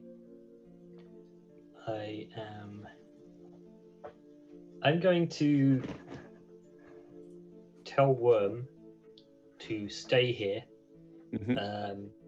in his spider form, to continue watching these goblins and basically learn everything that he can about how the train is controlled, and just to stay here and only bother me if there's some sort of ruckus or something like really out of the ordinary happens, but otherwise just to focus on learning how to control this train. So okay. And then I'm going to come back to myself. Cool. Okay. While that is happening, then, Oriana. Hi. It would appear that you do not have to travel for very long. You're about halfway through the next carriage. The next dining carriage. You move through quickly. You get into the first class dining carriage. There are a lot of very appreciative eyes now cast on Luster and you as you move through the center. The ones that are cast in your direction are more jealous than lustful. But as you get into the carriages of residence, you're halfway down the first class carriage before she stops and turns towards a door and opens it. She gestures you inside. It is much larger than the carriage you are sharing with your friends. There is a small sitting area and a large double bed that is attached to the opposite wall. There also appears to be a small water closet in the corner. So obviously first class passengers do not have to share. As she closes the door behind her, she waves her hand. The shutters come down, and the only light sources in the entire place are 4 candles in the corners of the room. And in that dim light, she looks at you, and her eyes, what once were a beautiful, startling blue, now go entirely black. And they are deep, enticing pools as you look at her. Show me your true form. I answer in abyssal, you only had to ask, and I drop it. Okay. Which means I'm now stood there with bright yellow glowing eyes. And I see everything.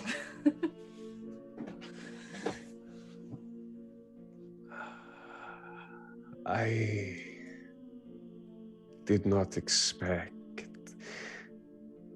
such purity. You could not be more than 1 generation removed. It has been a long time since I have seen another like you. I never have. The direction you are heading, that may change soon. But perhaps you showed me yours. Now I should show you mine. And as she says this, her form seems to blur. Her skin starts to darken and take on a reddish tint. You can see the dress she is wearing fold up and up, revealing what looks like leather, but could also be dyed human skin, potentially, or the mortal skin, in a short kind of armored skirt, but doesn't actually cover anything. She wears nothing more than a bra, but the deep redness of her skin, then the dress folding up and up into wings, very much like yours. The skin of the wings being a deep blood red in color, the bones black, like her hair. Horns, tiny ones, quite cute, as you look at them, start to form on her forehead. And you are looking, as Greg That slip earlier. guessed 5 minutes ago, you are A looking succubus. at a succubus. And I'm still charmed. Oh yeah. For 24 hours. Yeah, I know. I looked up their character sheet. You're muted, Greg. Roll 4d6 for me quickly. No. You, because you need to start rolling up your new character. I'm fine. So, why do you hasten yourself to a city in which you would be hunted so you could be placed on display like a piece of living art? I'm already being hunted for that. It's thrilling to turn them down.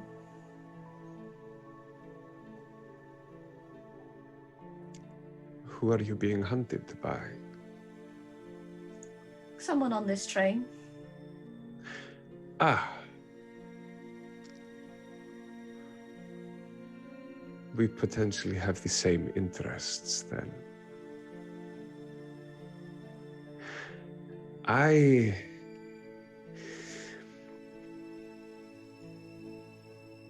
find myself alone in this world and have done for a long time. It was not always so.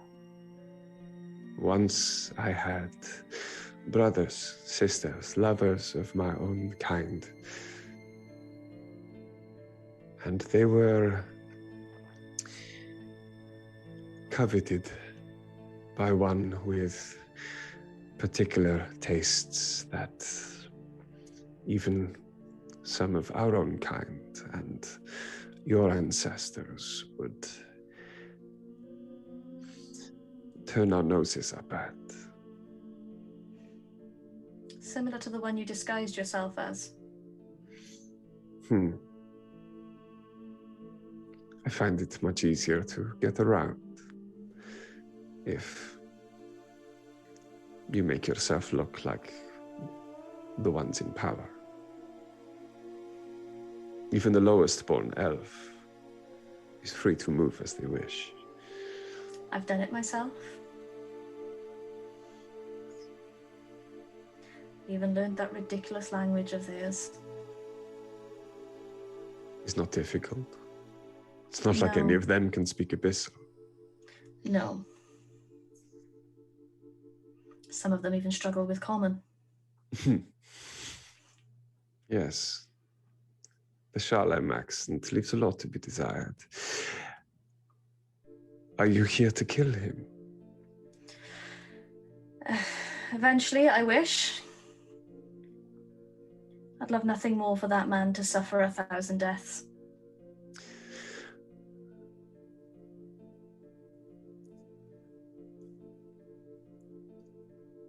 She sits, instead of coming near you, she sits on the bed and her shoulders kind of sag a little. And you can see her wings wrap around her. And in that moment, she looks as alone as she said she was. Vulnerable. And in your charmed state, all you want to do is comfort her. But I suppose Oriana would want to anyway. Mm-hmm. Again, waste of a spell.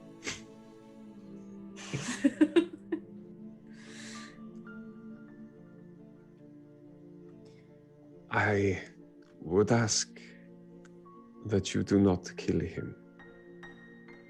At least for now. I don't think I'm ready to.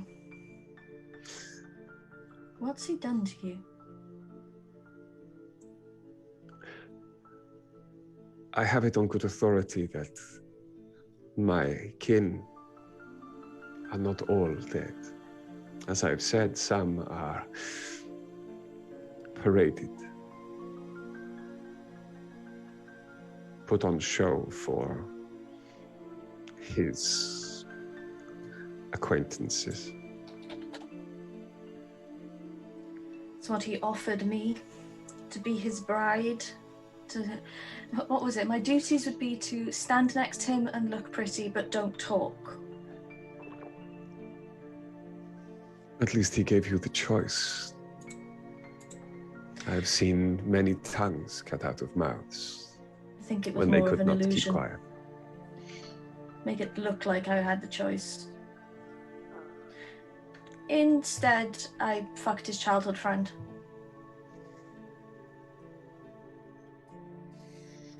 She needed her mind taking off him, and to be taught a lesson.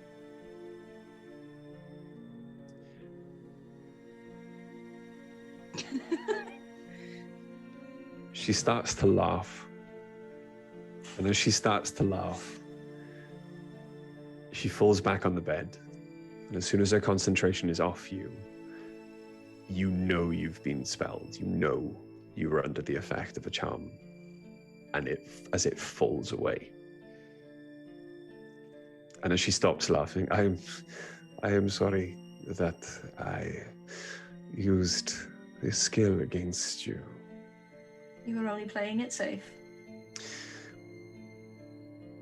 It is in my nature, shall we say.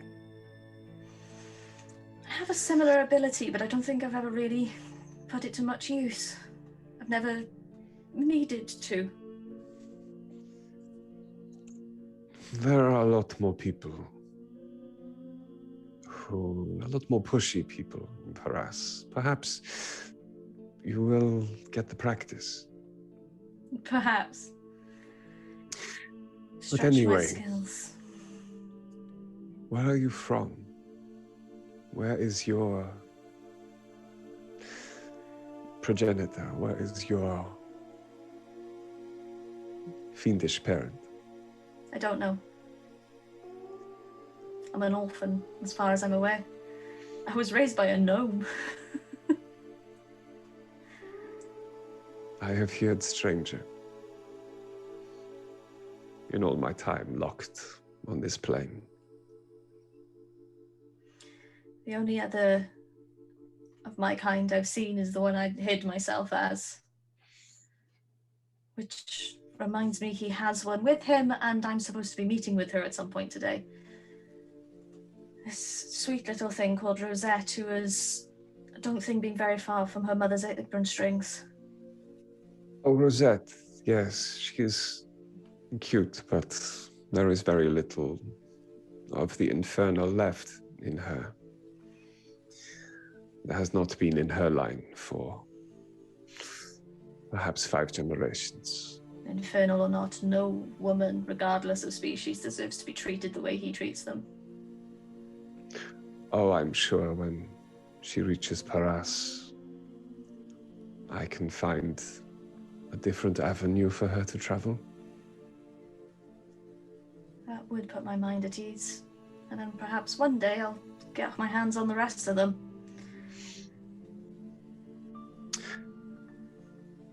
It has been a long time since I've been in the company of one as pure as you.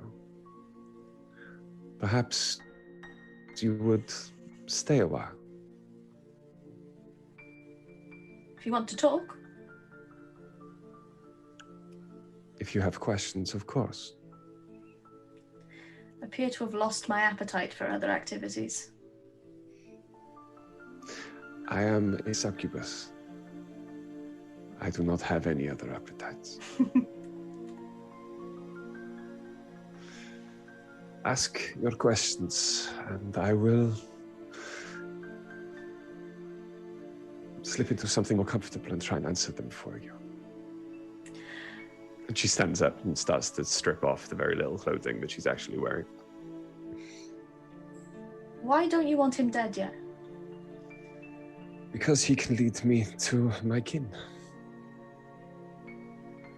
Have you thought about disguising yourself as something he'd want?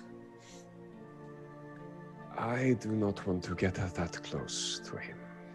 I don't blame you at all. I have He met... done many things for my tastes in my time.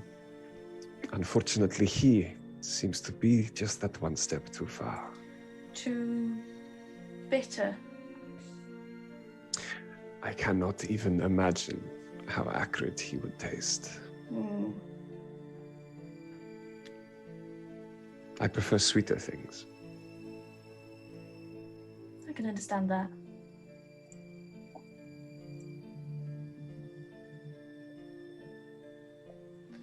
Any more questions? He has someone with him, only has one eye.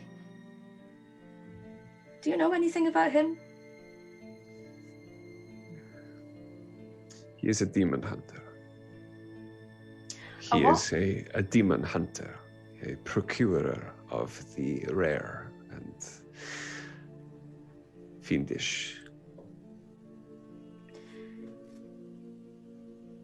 Can he see through disguise? If he tries very hard, but I found that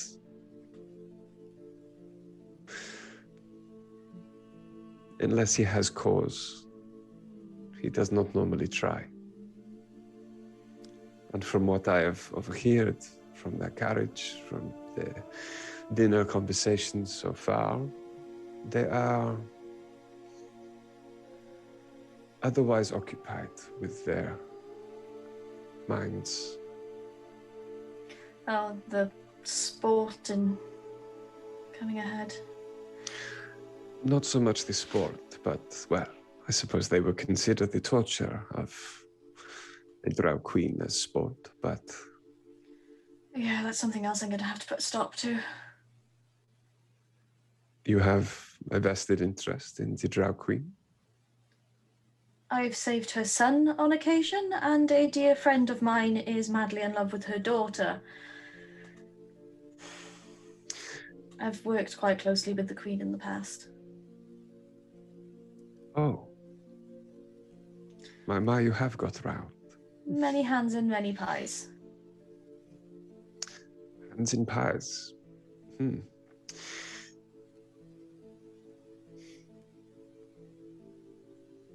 I do not know how much help I can be in that endeavor.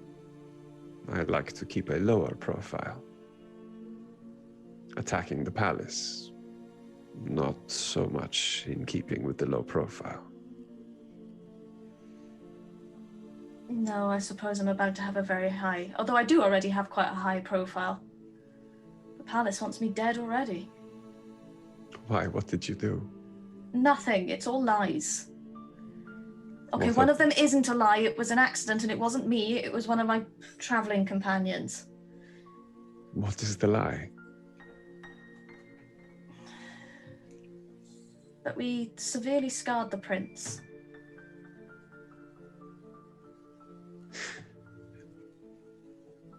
You are the fire starters.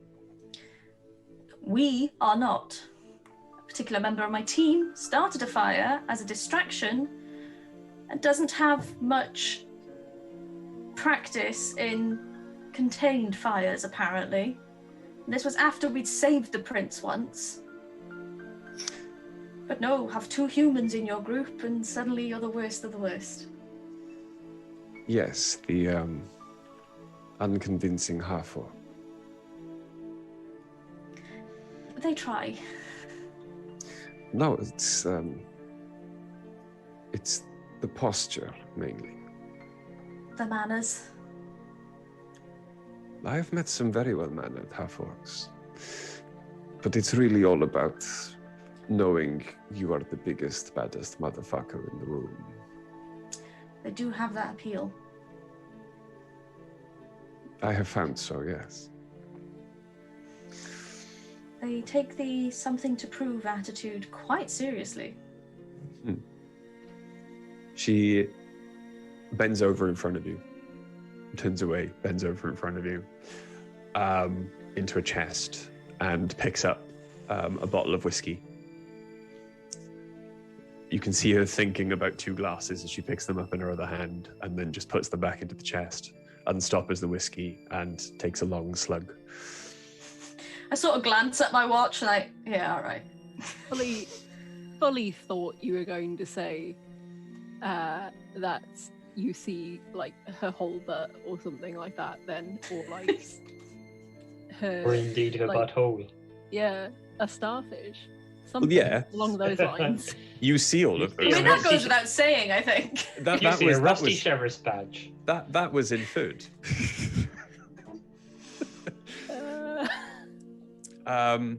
She's completely naked, bending over in front of Oriana. That was implied, surely. But yes, and she then just gestures at you with the bottle of whiskey. I take it. I take a very big swig, slam the bottle down on the nightstand, and go, I think I've got my appetite back. Excellent.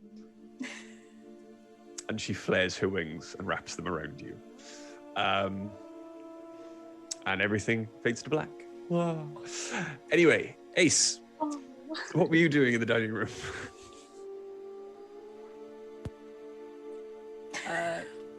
Finished up their breakfast and sort of continued the lap around the carriages. Keeping an eye out for anything suspicious in the meantime. Okay. You do find, as you make your way further forward on the train into the next dining carriage. There is a guard on the door at the far end, though, and as you try to proceed further, the guard asks you for your first-class ticket. Just having some exercise. Not really looking to dine.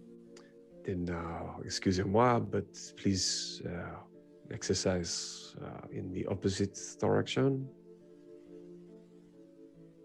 All right then.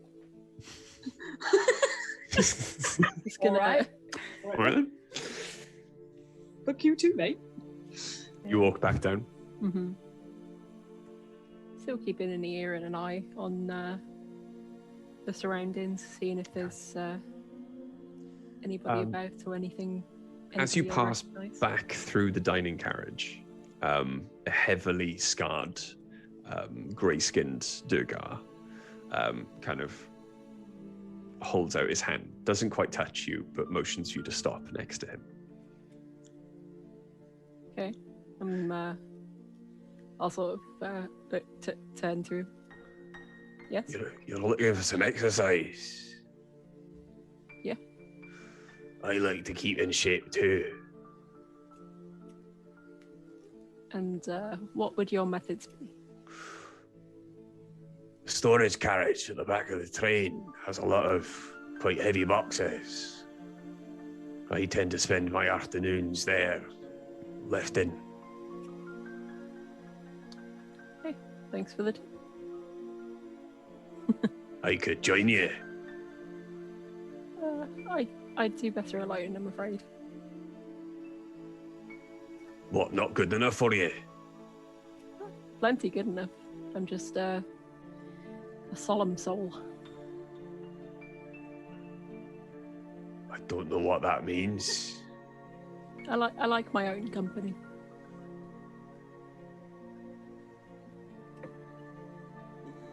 Roll a persuasion check, just because he's starting to look confused and angry.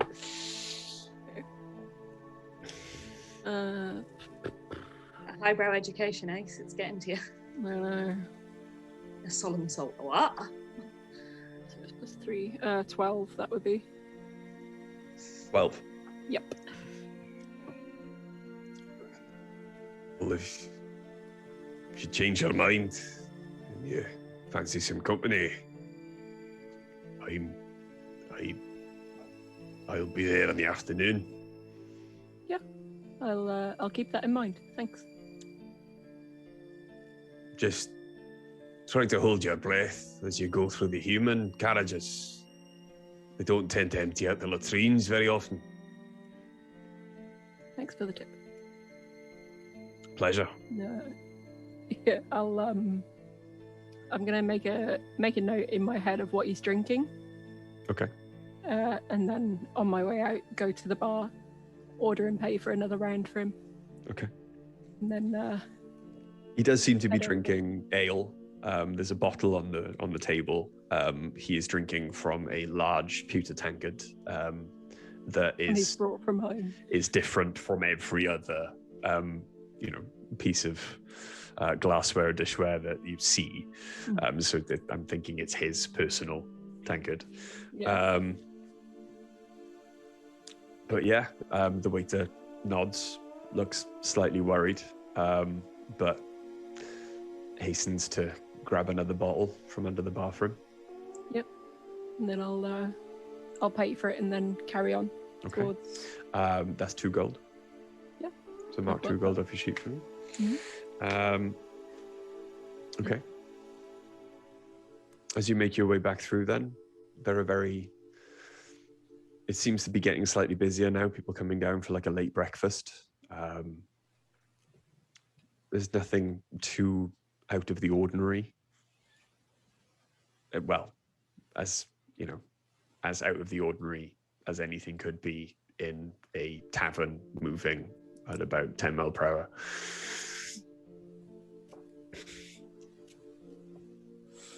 Okay. But you make your way back, you get to the carriage eventually that you share with your friends. Are you going to keep going or look in, or it's up to you? I'm going to check in on everybody because I think Ace has had enough of other people on the carriage for now. As you return to your carriage, then, Fives nods at you. Where's Oriana? She found a friend. Safe? I think so. Maybe. They seem to be They seem nice. of a similar kind, if you catch my drift. What's Ace gonna feel when I come back and go, it was a succubus? Horrified. Horrified and upset, yeah. It's Absolutely. okay, I fucked it. Didn't eat you though, so that's fine. As long as it doesn't prey in mantis you, I'm happy. Oh god, Ori comes back without a head. I don't think I'd be coming back. You say the succubus didn't eat her. I think that's but no, as you walk back in, you see the darkness in Sepsis's eyes recede, and he blinks. They blink. Yeah. They blink and seem to come back to themselves as Dice looks up as you enter as well. Hey, Lazar. Everybody okay in here? Yeah, I've been working on the box. Okay, as long as everyone's happy and healthy and extremely happy. We don't care if it's a boy or a girl, so long as it's healthy. Extremely happy, Sepsis? Why? I didn't realise Sepsis was back in the carriage, otherwise I'd probably have spoken to them at some point. So this was the moment that Sepsis came back into the carriage. Oh. I think I know how to control the train. It's You hour-long conversation between Sepsis and why do we need to know this, Sepsis? Distraction, and also the thing about if we were to disconnect the front carriages and make sure that they couldn't come back. I mean, yeah, the that would be rear carriages. That would be quite good to know, actually. Yeah, I think I can make the train go to space. That would be less helpful, but Yeah. you know. Okay. You say you can control it. On a trip. in a magic rocket ship. Flying through the sky, you imagine. How precisely? Could you disconnect the human carriages and make it so we weren't able to reverse? Because that's pretty much what we're aiming for. Yes, disconnecting the human carriages. I didn't look into. I was more interested in could I make sure that they couldn't, just turn around and or not turn around, but reverse back towards us after we'd done it. From what I remember, Nata Shah had ideas about disconnecting the carriages. I may also have an idea about disconnecting the carriages. You know these braces that we had, the control braces? Mm-hmm. People don't tend to want to mess with them from my experience. Mostly, the death and the pain and whatever. But it turns out these crystals are real easy to rip out. And once you rip them out of the braces, they stop working. So It's kind of irresponsible of the person that created them. I think that they're holding the humans by fear and they're making sure they're not aware that they could do this. All humans could do this. They could be free. They wouldn't need to be controlled. Even father, mother, all of Marcus, all that lot, they are removing the braces through magic, right? They don't need to. They can just go. So why would they? Wow, it's Surely- wild that no one's noticed that.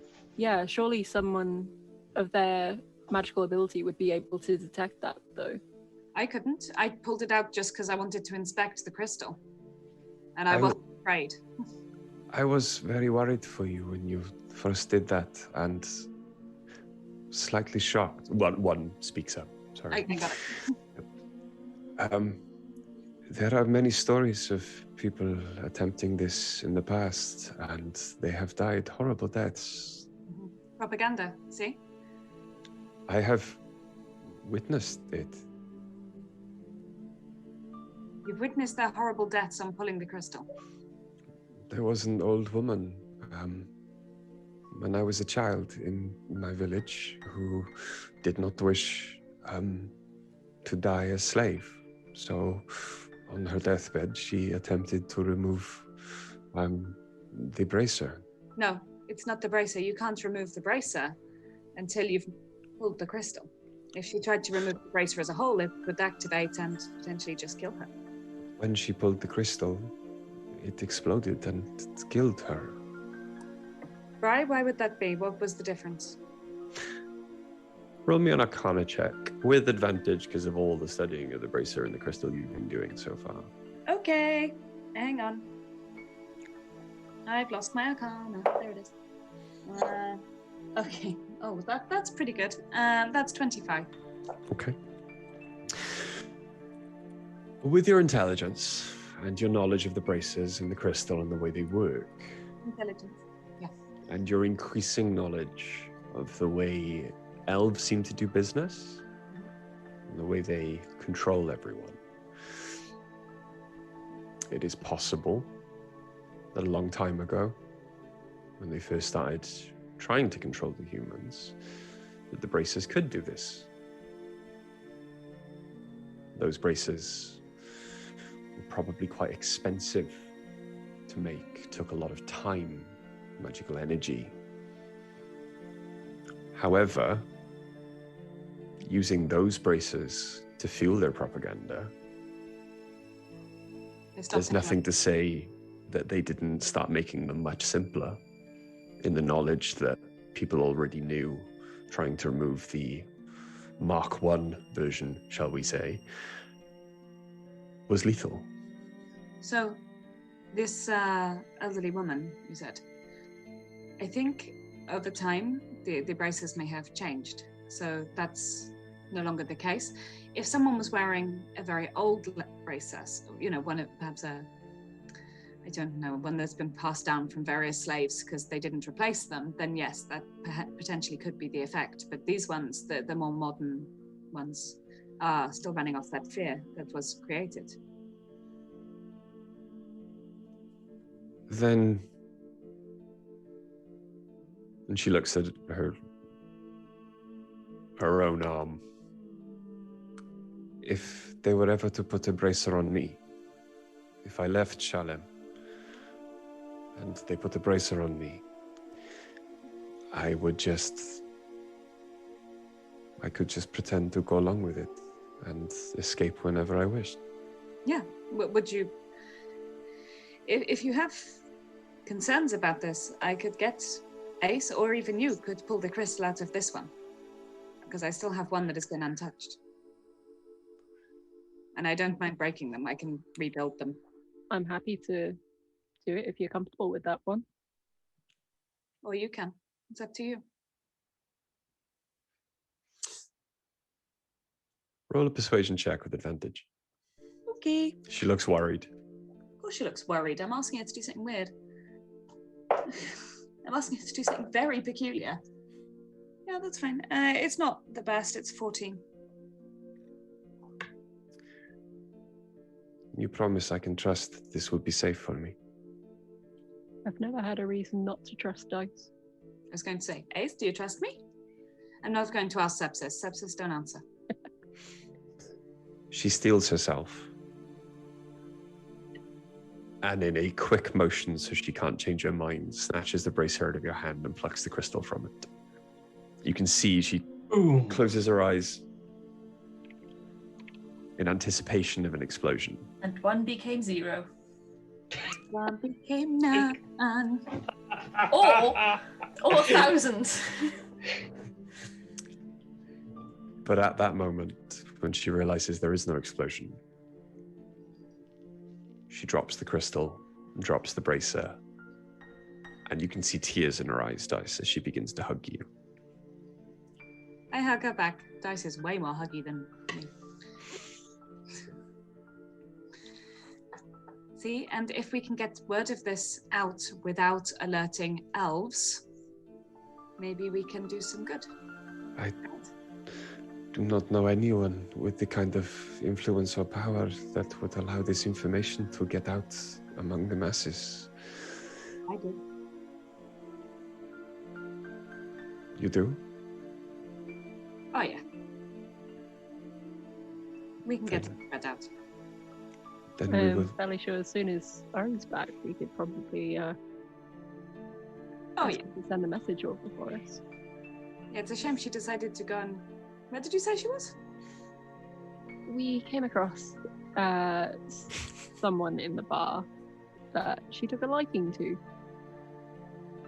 and they seem, from what I could tell with detect magic, to be like Oriana.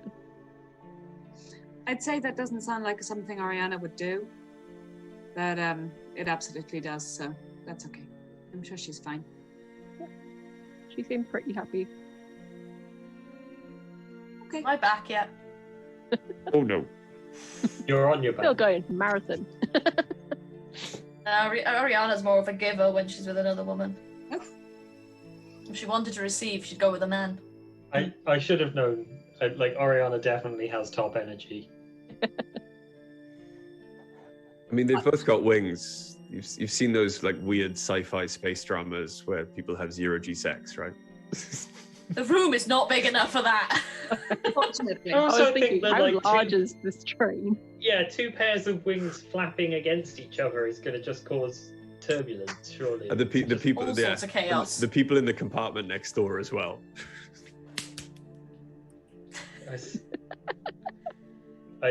Yeah, that sounds like a dreadful fucking mess. Sorry, Aid. That's just funny. Obviously, AD people are here to watch us suddenly be on stream with no fucking warning at all. Yes, that's the main why. reason it's still going, isn't it? But anyway, is there? Oh no, carry on. You were having a conversation. Sorry. No, it's fine.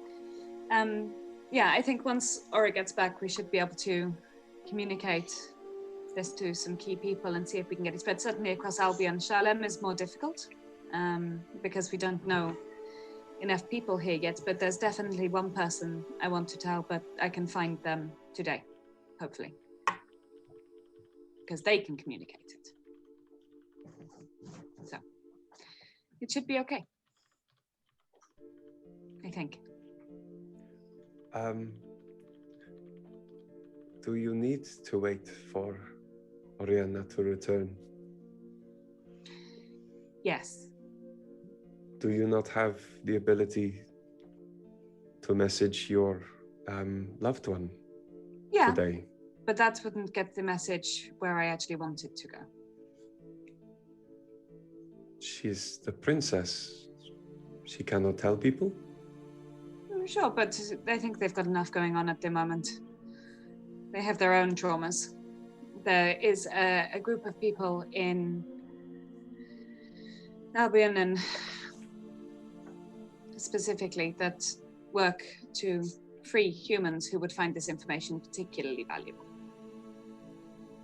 I will tell Zarhesh next time I speak with her, though. Perhaps if we tell this, perhaps if we tell this Hippolytaeus that we are due to meet in Paris, he could help. I would imagine so. Yes, I think it is something you would find very valuable.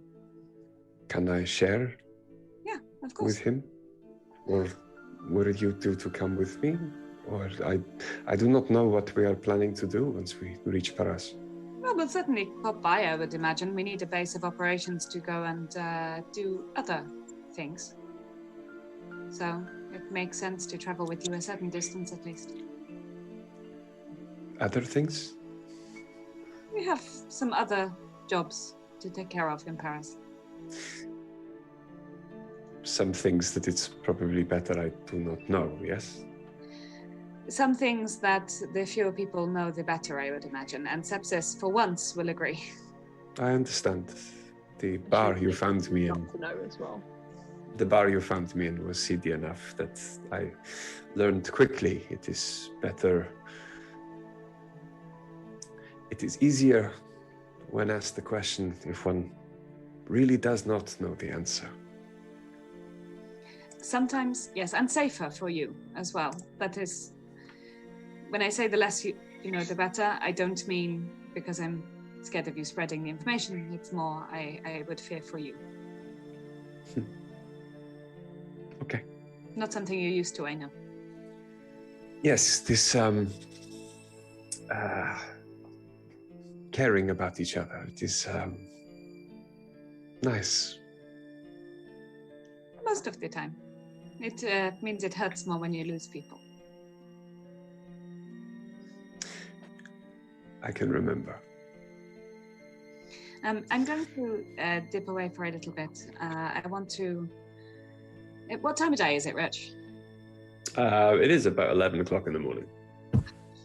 This is the longest day ever. I can't do what I do. Put it this way, you woke up 3 hours ago.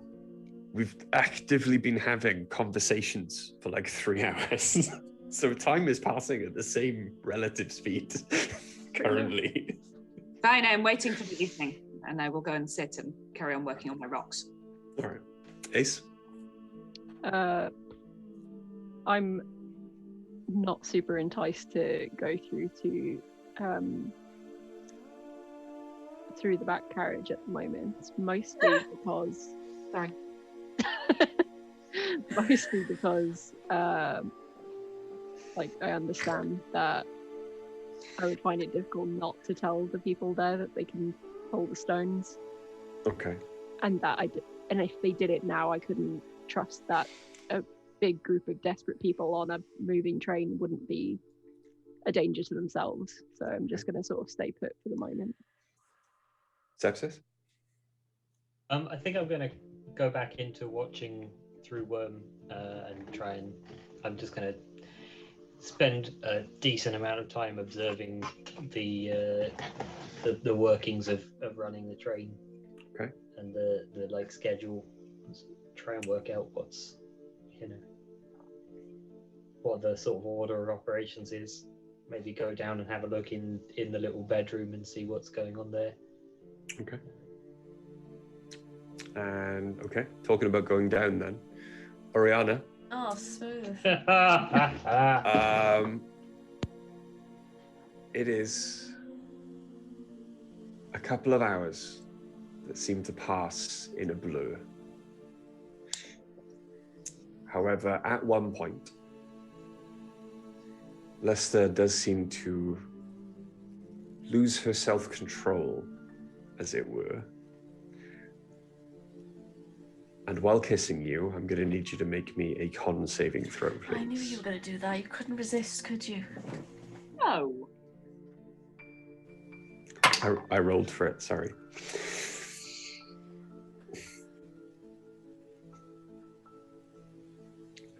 $21.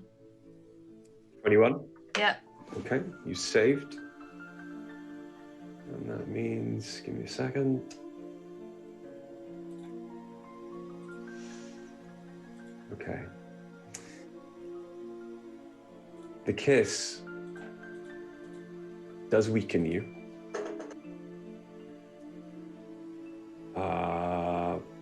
But not as effective as if you had not saved. And you feel some of your life being drained from you as she kisses you. You take 9 points of psychic damage.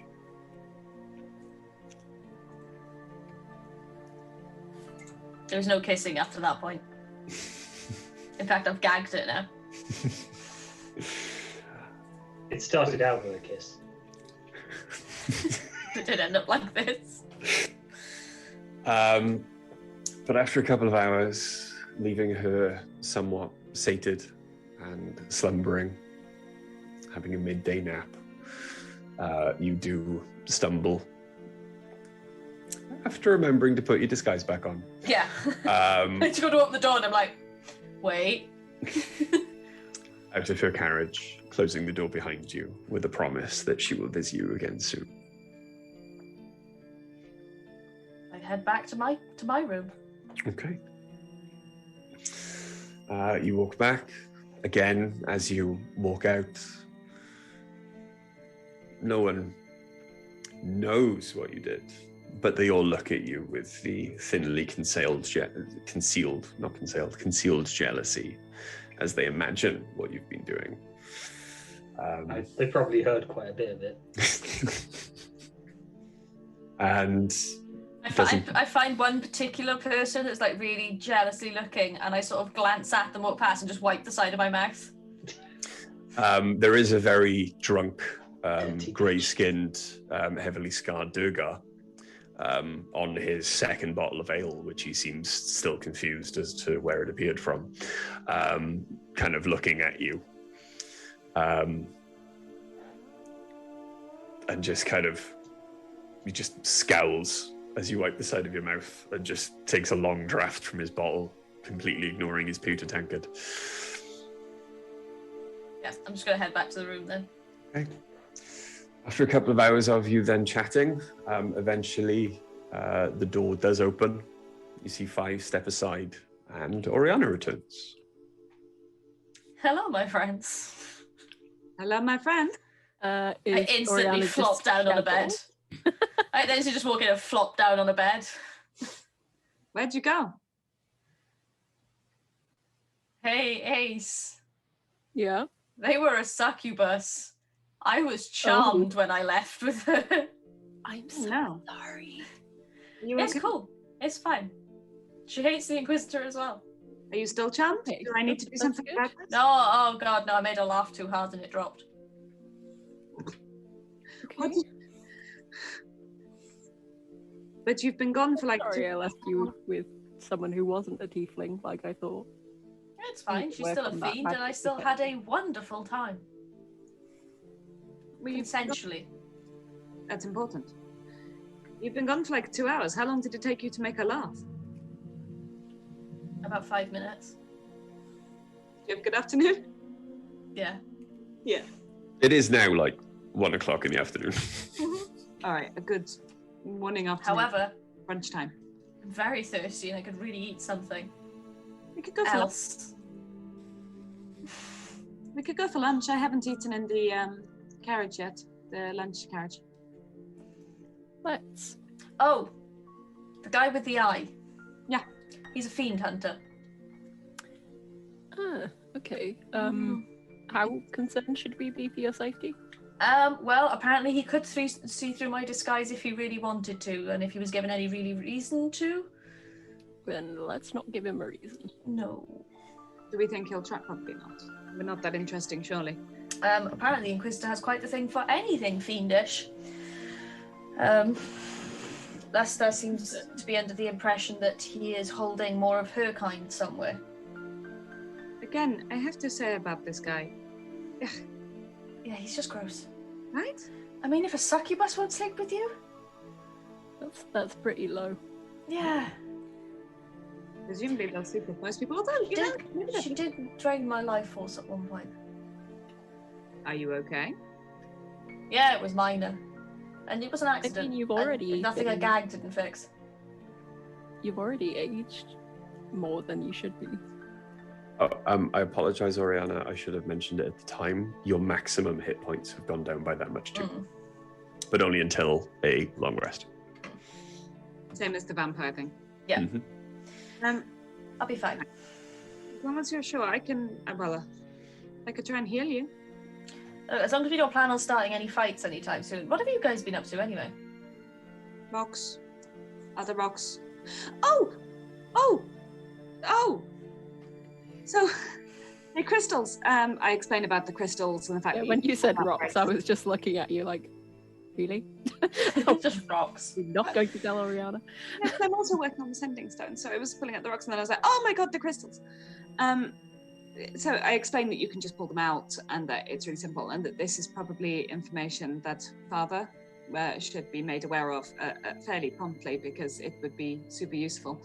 And I explained how they used to be much more dangerous and this is a myth now that's persisting, but the bracers are crapper now. But there could still be earlier models out there being used.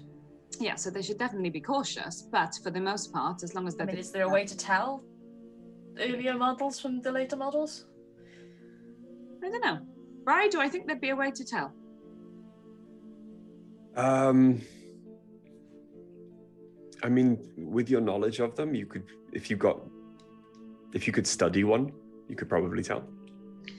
Honestly, just looking at them, meh. But they would look like an older model. They wouldn't look like the most recent ones because designs and fashions change over time too, right? Even for things like this. So chances are they would know as much as anyone else. Okay. I'm guessing you want me to send that information to Father. Do you want me to send it to Malcor as well? Yeah, that's what I was going to suggest. Malcor and Father. Malcor and Father, okay. I said that as basic information as possible to them that explains what they need to know, and I will tick it off twice. Okay. I did the same thing to Sarah Hirsch at the same time using the sending stones.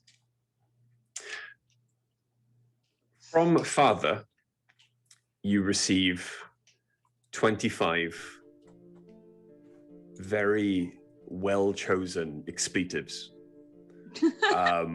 that I stopped writing them down like, Jesus, I've never heard that one before. you can get from his response that he can't believe no one's ever really tried that. But you know, there's very creative curse words coming from Father right now. My message to Malcor is a bit more on the friendly side. Yeah. Melkor responds with thanks, praise for Dice, and again that his unfortunate exile to the wilds of Cimria would be slightly more comfortable with you at his side. I won't tell him about the succubus. I don't think you'd care that much. Yeah. Sarah Hesh responds to you, Dice. She does seem very rushed in her response. Very stressed out with the rulings of a small nation who are currently traveling. That's fair. But also sends her love and thanks. It'll do. Is anyone going to do anything for the rest of the day? Any plans? I just need to meet up with Rosette. Okay. So you're going to go to the dining car and have lunch? Yes. I'm going to go to the dining hub, and I'm going to pick up 2 takeaway meals, and I'm going to bring them back, 1 for me and 1 for one. Okay. So that we can eat in the cart. I can carry on working on my click-clack stones, and one can actually eat a decent, really nice, very expensive meal. Yeah. I'm probably going to bring mine back too. Okay. Sepsis? You're going to stay in Worm's Yeah, Head? I'm going to spend as long as I can observing the train drivers. Okay. As you all make your way then to the dining cart, you discover that there is quite a long queue of people coming for late lunches. And as you join it, you do notice then from the other end of the corridor, the door open, and flanked by one of the automatons, Rosette walks in. Hey, Ari, it's your new friend. And as she glances around the dining room, she does notice you, and she smiles, and you can see her mood immediately pick up as she's kind of bouncing on the balls of her feet. And as she rushes down the dining carriage, then the automaton struggles to keep up with her, but it does. Until she's directly in front of you. As she's getting close, can I just lean to Oriana and go, she really needs to find a better future husband. Not going to be his wife. She's just going to be another whore. That's worse. The automaton. Can you change him? Yeah, I would think so. All I need to do is get him somewhere alone and restrained. Maybe. Rosette? Bonjour, it is a pleasure again to see you. I knew we were drinking last night, and I am pleased you remembered our conversation, and that you are here. How could I forget such a pretty face? You will make me blush, which is very red with our skin color. It's very noticeable. Can I join you? You are with friends? Of course. Have you eaten yet? No. I was waiting on obviously the Inquisitor and his guest, and now they are finished with their food. I have come to find you and hope that you had not eaten either. He makes you wait until after he's eaten? Of course, I was at his call. Like, what if I was in the middle of my own meal and he needed something, like his drink topped up, or? Of course, that makes sense. Sorry, it's been a while since I've done such a job like that. My current patron is much more relaxed. Unfortunately, with this, she whispers, born elves, there is an etiquette that they like to observe. They do like their pomp and fancy. Oui. Shall I get us a table, or? Yes. I'll bring some food over.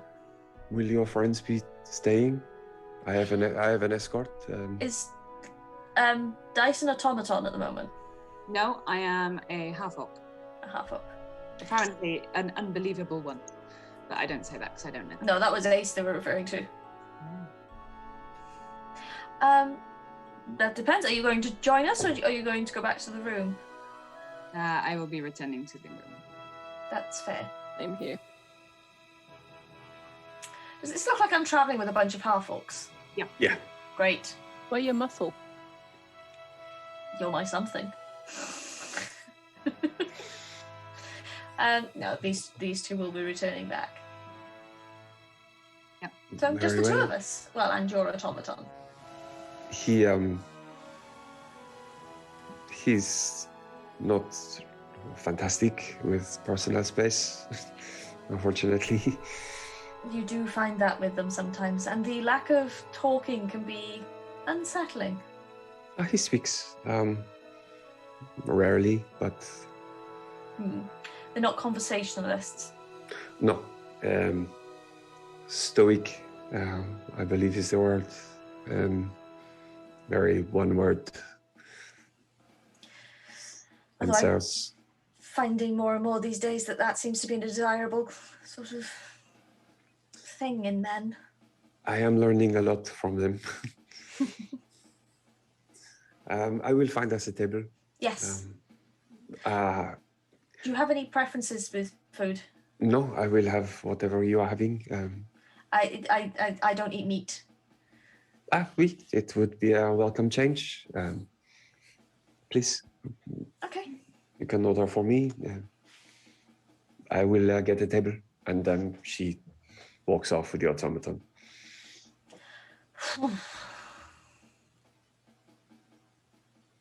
She's sweet. She's naive. Well, yeah. If you can get them back to the room, I can fix the automaton, but Luster thinks she might be able to get her away. Sorry? Luster thinks she may be able to save her once we reach the capital. That would be good. Converting the automaton would still be smart. It may help us with the... But it might also alert the Inquisitor to something being wrong. No, if it's like Fives, they will be able to continue acting, I would imagine. Maybe I should speak to Fives and see. Depends on how angry the soul inside is. I'll speak to Fives and see how likely it is that it would be a problem. But yeah, we could try. It would be nice to free another one. I don't like the automatons.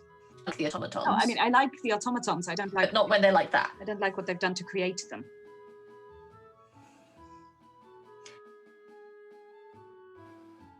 You do realise I look like all the time now, right? I could be a dragonborn. Instead, female. If that... No, that's worse somehow. Also, it might encourage that group, and I point to the other group of dragonborns we've seen a couple of times. You know, a nice red dragonborn, maybe female. I could call myself something fiery. You know. Flame? Molder, something like embers. I don't know, something like that I was thinking. Anyway. Embers sounds good. It's just an idea. I was considering it. Not very original. Not better than being a metallic dragon and calling yourself silver. I know, right? You sound like Argentus. Crazy. Okay, I'm going to get some food and take it back for one. I'll see you later.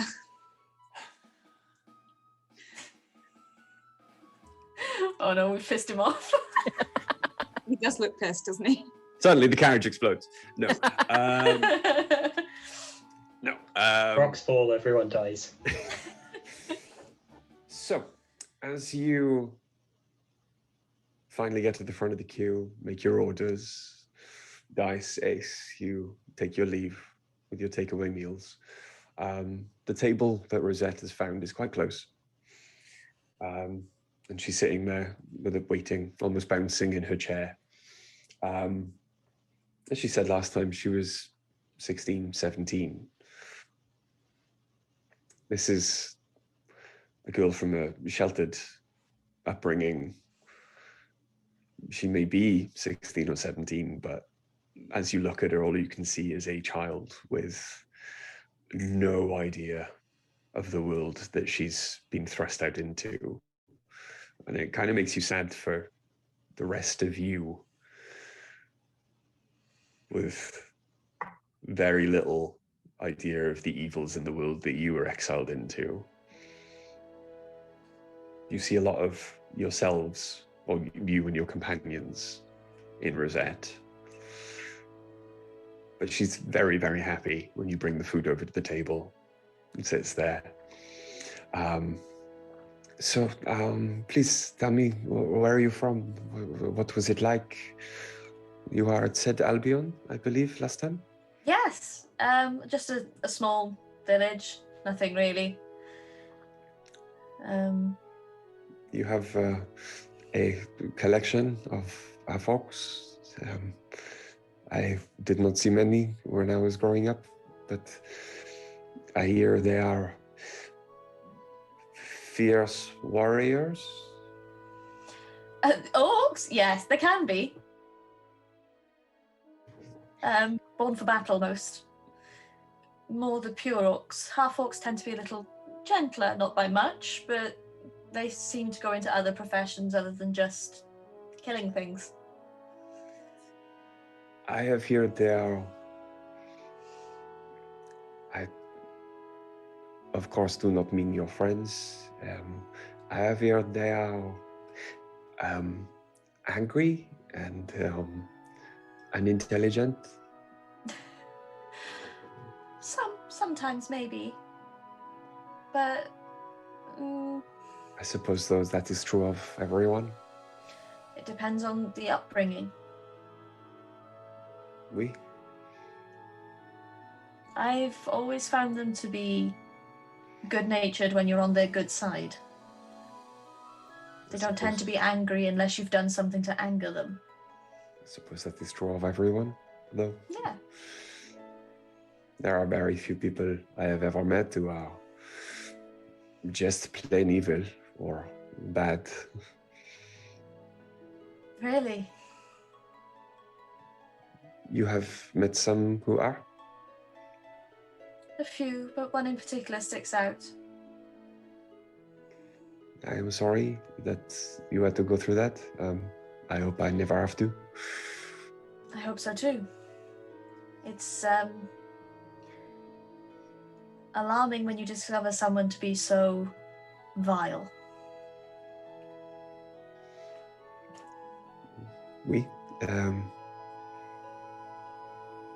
I do not know what I would do. I would be very afraid or scared to be in the presence of someone like that. Yes. Where did you grow up, Rosette? Oh, in the north of Shalem. It's quite small. It was beautiful. We were mostly tieflings. We obviously, as you know, do not have a good reputation in many places. In Shalem, I do not know about Albion, but it is, I think, because of our ancestors. It's the fiend in us. But as you can see, there is very little fiend left in any of us. And if you believe the stories, soon there will be none. Perhaps. We can only hope. But the fiends, so they are all evil. I have feared. I am proud to be as far away from their ancestry as I can be. But you thought the same. You're told the same of orcs. Yes, but orcs do not come from the nine hells, or they are evil incarnate, are they not? Not necessarily. Depends on what they're doing at the time and why.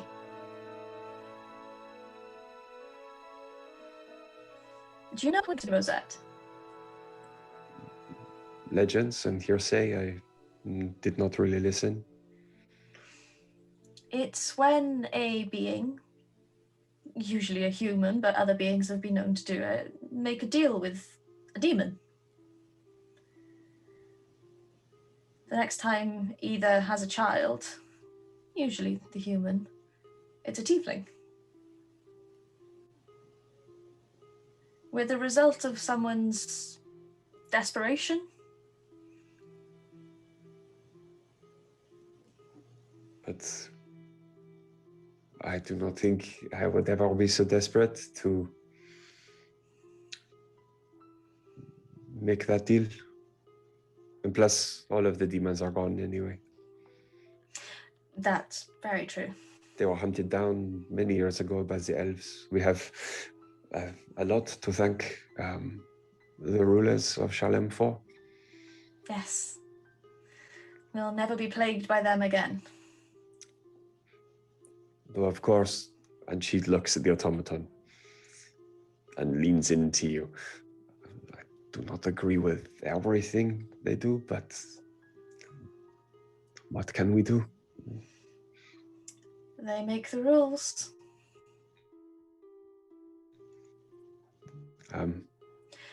Is this what you truly want, Rosette?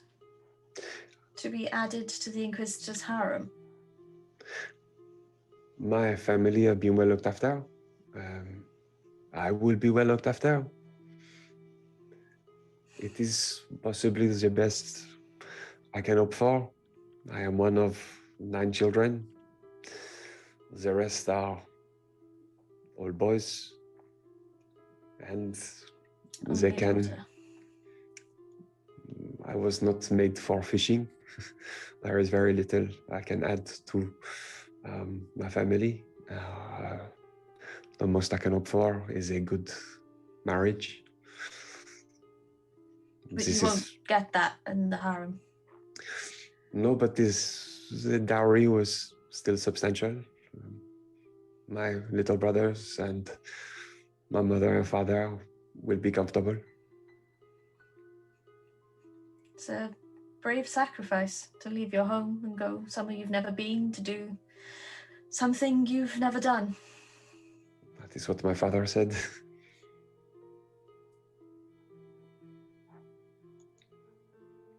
Yeah.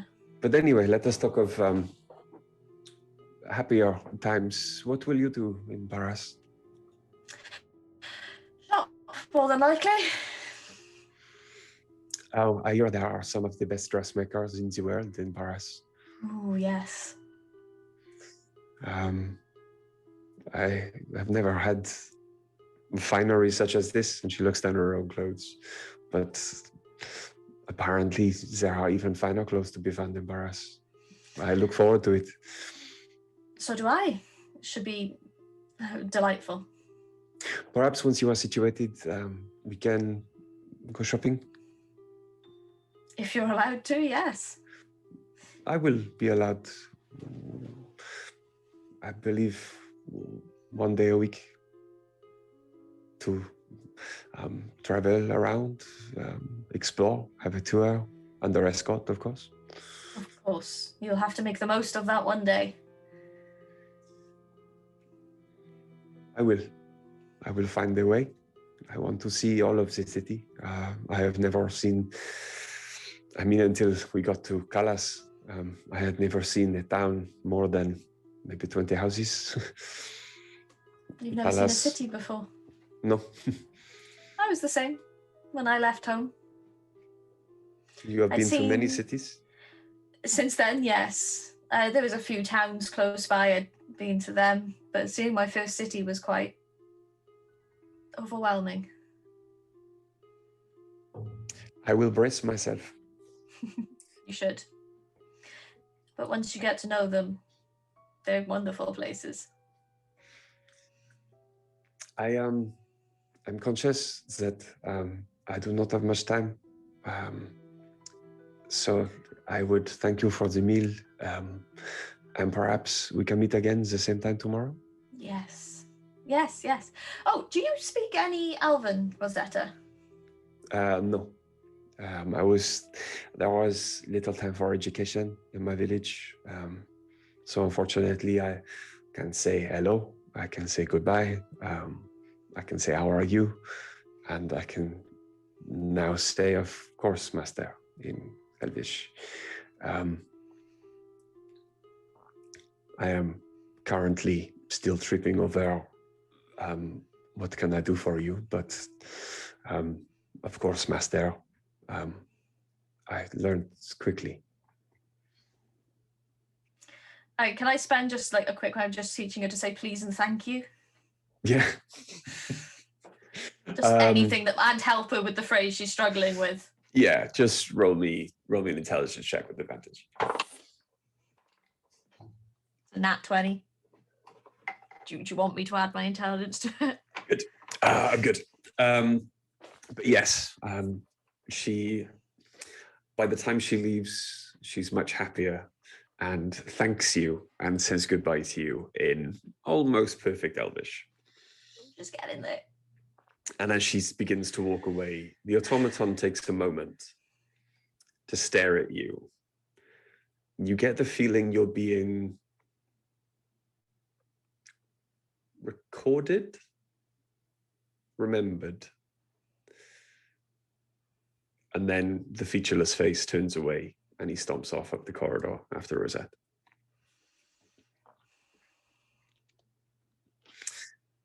At almost that same moment, a familiar, large half-orc stalks down the carriage towards you. Darling. Sweetie. I was wondering where you'd gotten to. Where are your friends this evening? They're back at the room. Shall we? We shall. And the large half-orc takes your arm and leads you out of the carriage. Back to your friends.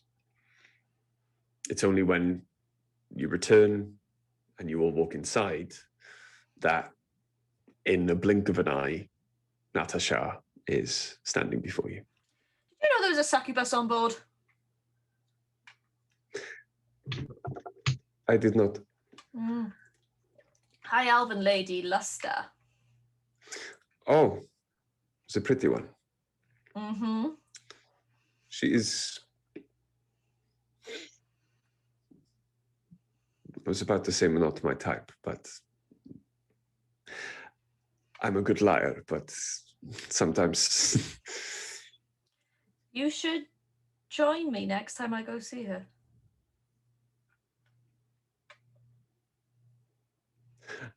If I'm not busy, I might.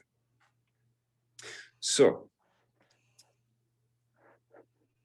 I have it here. And she takes out from her pack, and it's already in its housing, and you can see it's a large crystal about the size of your head, Dice, and it's in... I'm not there. What, in You're the... not in the carriage. I'm in the carriage. Are we in the carriage? Yeah, Yeah, we went back to the compartment. carriage. Oh, I'm sorry. I didn't realize this had happened. You did look like you had just zoned out. Sepsis isn't there. I'm not Sepsis there. is there, I mean, but... yeah, in body. But not in soul. Someone's going to have to give me a bit of a tap if they want me to be involved. I nudge you as I walk in. Yeah. There you go, sepsis. Fire an Eldritch Blast out the window. I'm sure you'd know how to take this train apart and back together again now.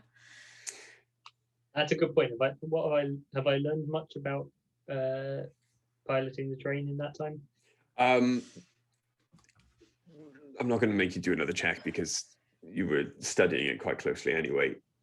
You could pilot this train on your own. Nice.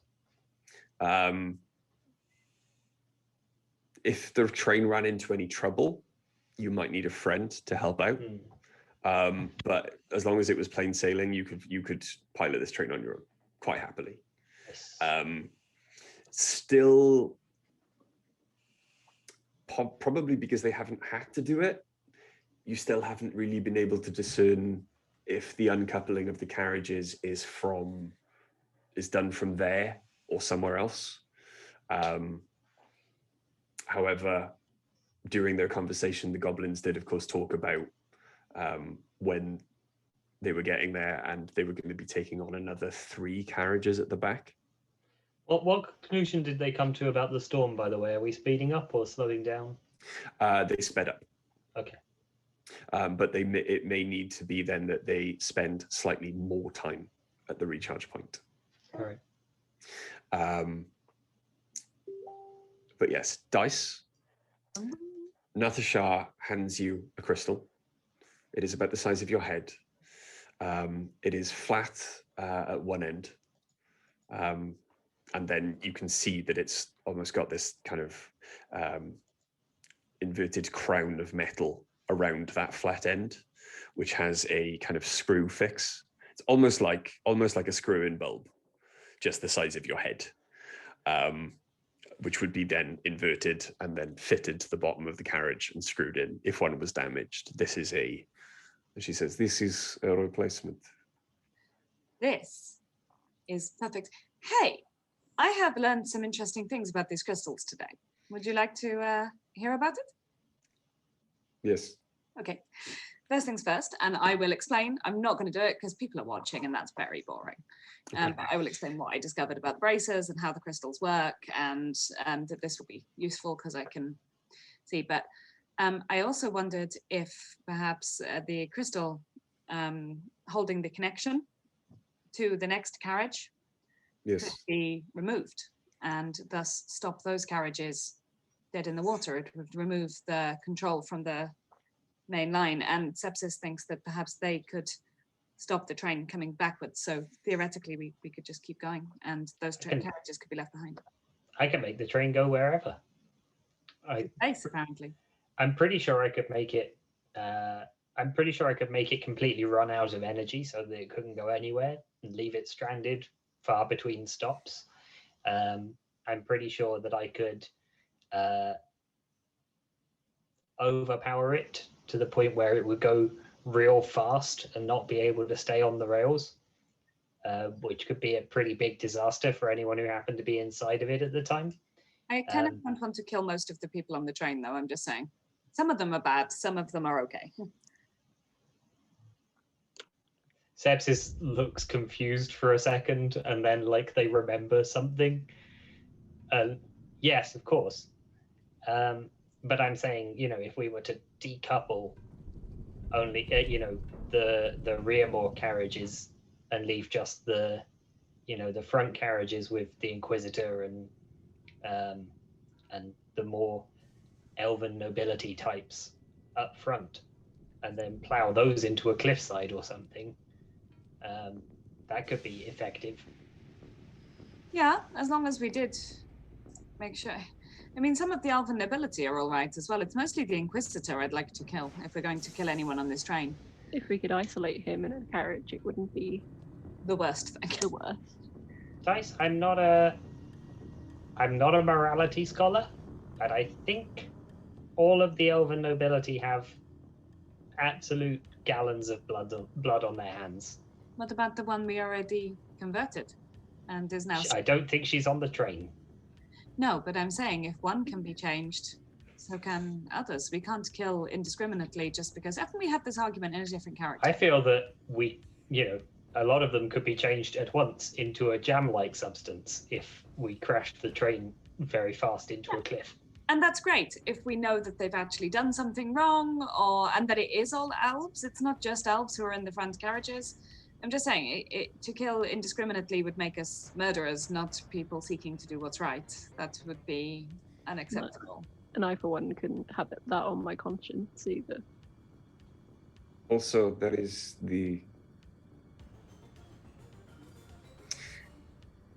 it depends on the scale. If the elves will lose a couple of carriages of human slaves, yes, there will be investigation, a hunt. They will chase. But we will hide. They will not try that hard. If they lose a couple of carriages of human slaves and you happen to murder many generations of highborn noble elven families, they will send an army after us. Interesting point, but look at it this way. If we get everyone off the train that's worth saving and then crash the carriage and then crash the train, there's no evidence that there was a murder. It just looks like a train crash. Except for the that conveniently a group of people got off of. Yeah, the humans will be gone, so it will look suspicious no matter How what. well do you really think they're going to search the wreckage? The highborn elves? Very. Yeah, that's not where the ones that will be gone will come from. Also, Lester has asked that we don't kill the Inquisitor yet. Why not? She believes he can lead her to more of our kind. Or her kind, but more fiends. With the greatest possible respect to this person I've never heard of, I don't feel particularly obligated to them. I do. Do you feel obligated to Ari? Sure. You can answer honestly. Sure. Then perhaps if Ori feels it's important. Also, really, Ori has the most right to want to kill this person of anyone. And if Ori... If you'd asked me this morning, I would have pointed you towards a cliff to run this train into. How many people will the Inquisitor be responsible for the death and torture of while your friend waits? for whatever use they have for him. I don't think it will take that long. I think I that don't might think be it his takes that. next stop. I don't think it takes the Inquisitor that long to find people to murder and torture. I don't think a train crash will kill him. I think a sufficiently fast train crash might. Wouldn't it be better to make it all look very, very accidental, keep it very low-key, because we've still got to get to Paris, and we've still got things to do in Paris that are important, to get our own tail off for selfish reasons, if you like. But it seems to me it would make sense to make the least amount of waves possible while saving as many humans as possible. And we will deal with the Inquisitor as soon as possible. Yes, but also the more people that we leave alive, the more people who potentially have questions to ask us. I am sorry that I have to step out during this, what I suppose will be a heated philosophical debate. But I must... There are some guards I need to flirt with for information. Have fun. Enjoy. I always do. Have a rock. I'll contact you next time Lester is free. All right. Very well. I got my appetite back. And as she steps out, she kind of looks back at Ori and smiles, and then just closes the door and walks off down the train. Honestly, I think this is a healthy change for you.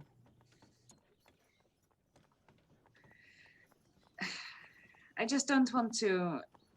I don't really want to kill vast quantities of potentially innocent elves. The Inquisitor, I'm sort of ambivalent on. I think the guy's a sleazebag. I'm also not okay with Indiscriminate murder. indiscriminate murder. I'm in two minds. I mean, we've The demise we've of killed people for less. Yeah. Except that's not true. We've killed people who have chased us, done harm to us, or pursued us. Oh, you haven't. Oh, I'm sorry, but we haven't stopped before every fight we've had to give someone a questionnaire and determine whether they are a clean-souled individual who will go to heaven. There could have been several elven guards we've killed who were for human rights. I'd like to ask you this, Sepsis. When have we been given the choice to do that? In this situation, we have that choice. We have the chance, and we can't assume every elf we meet is bad when we've already had it proven to us that that's not the case. I'm not willing to become murderers that are pretending to do the right thing. Potentially innocent people could be getting hurt. That's what I'm saying. How would you... The wife, the lady, the one you like, the noblewoman, France. Yes. Hélène, not France. What? I mean, if she was on this train, she could have been killed. I could not give less of a shit about her. No, but I do. Ori does. I would throw that person into a meat grinder if it got us one step closer to any goal we have. Well, that's not at all comforting. No. Sadly, I don't think we can take the easy route right now. Well, I feel like taking control of the train could still be very useful. As I said, even if you don't want me to crash the train for some fucking reason, I can still make it so they can't turn around and come back. Where is your moral compass in this? How would you feel if one of us was on this train and we were friends? Are you under the impression that Sepsis has a moral compass? Yes, as far as I'm aware, they do. Why wouldn't they? Of course, I wouldn't crash the train if one of you were on it, but this is an entirely different situation. Every single elf in this empire is complicit in the working of the empire. But they don't know that what they're doing is wrong. They go through this ritual and it corrupts their minds. We can't assume every elf is bad. No, but we can't. We also can't let actual innocent people die in the misguided assumption that all of these elves can be redeemed. But they are. They simply can't. Innocent until proven guilty. They are actual innocent people. They're just people who are part of a regime that's nasty, but they themselves have not done anything to hurt us, and we don't know what they've done in their past. They would. How do you know? How do I know? How many elves have we met who wouldn't? Two? Two. Right, but we haven't asked. So why would we assume that out of the dozens and dozens of elves we've met who would kill us on sight, that because there are two who wouldn't, and to be clear, one of those would have until Oriana worked a particular brand of magic on them, because we've met two ever, that there's some on this train of a few dozen elves up there, that one of them is in that entirely negligible percentage. Ori? Oh, I'm gonna go lie down. Okay. I think everyone needs a nap. No, I've got somewhere else to be. Sepsis, Okay. I'm gonna go for a nap. that's fine. Sepsis, it should be noted that your moral compass concerns me, and I know you've lied to us on more than one occasion, and I don't consider you the most reliable friend, and I'm going to walk out. I mean, I think you're dodgy as fuck, but I like you, so.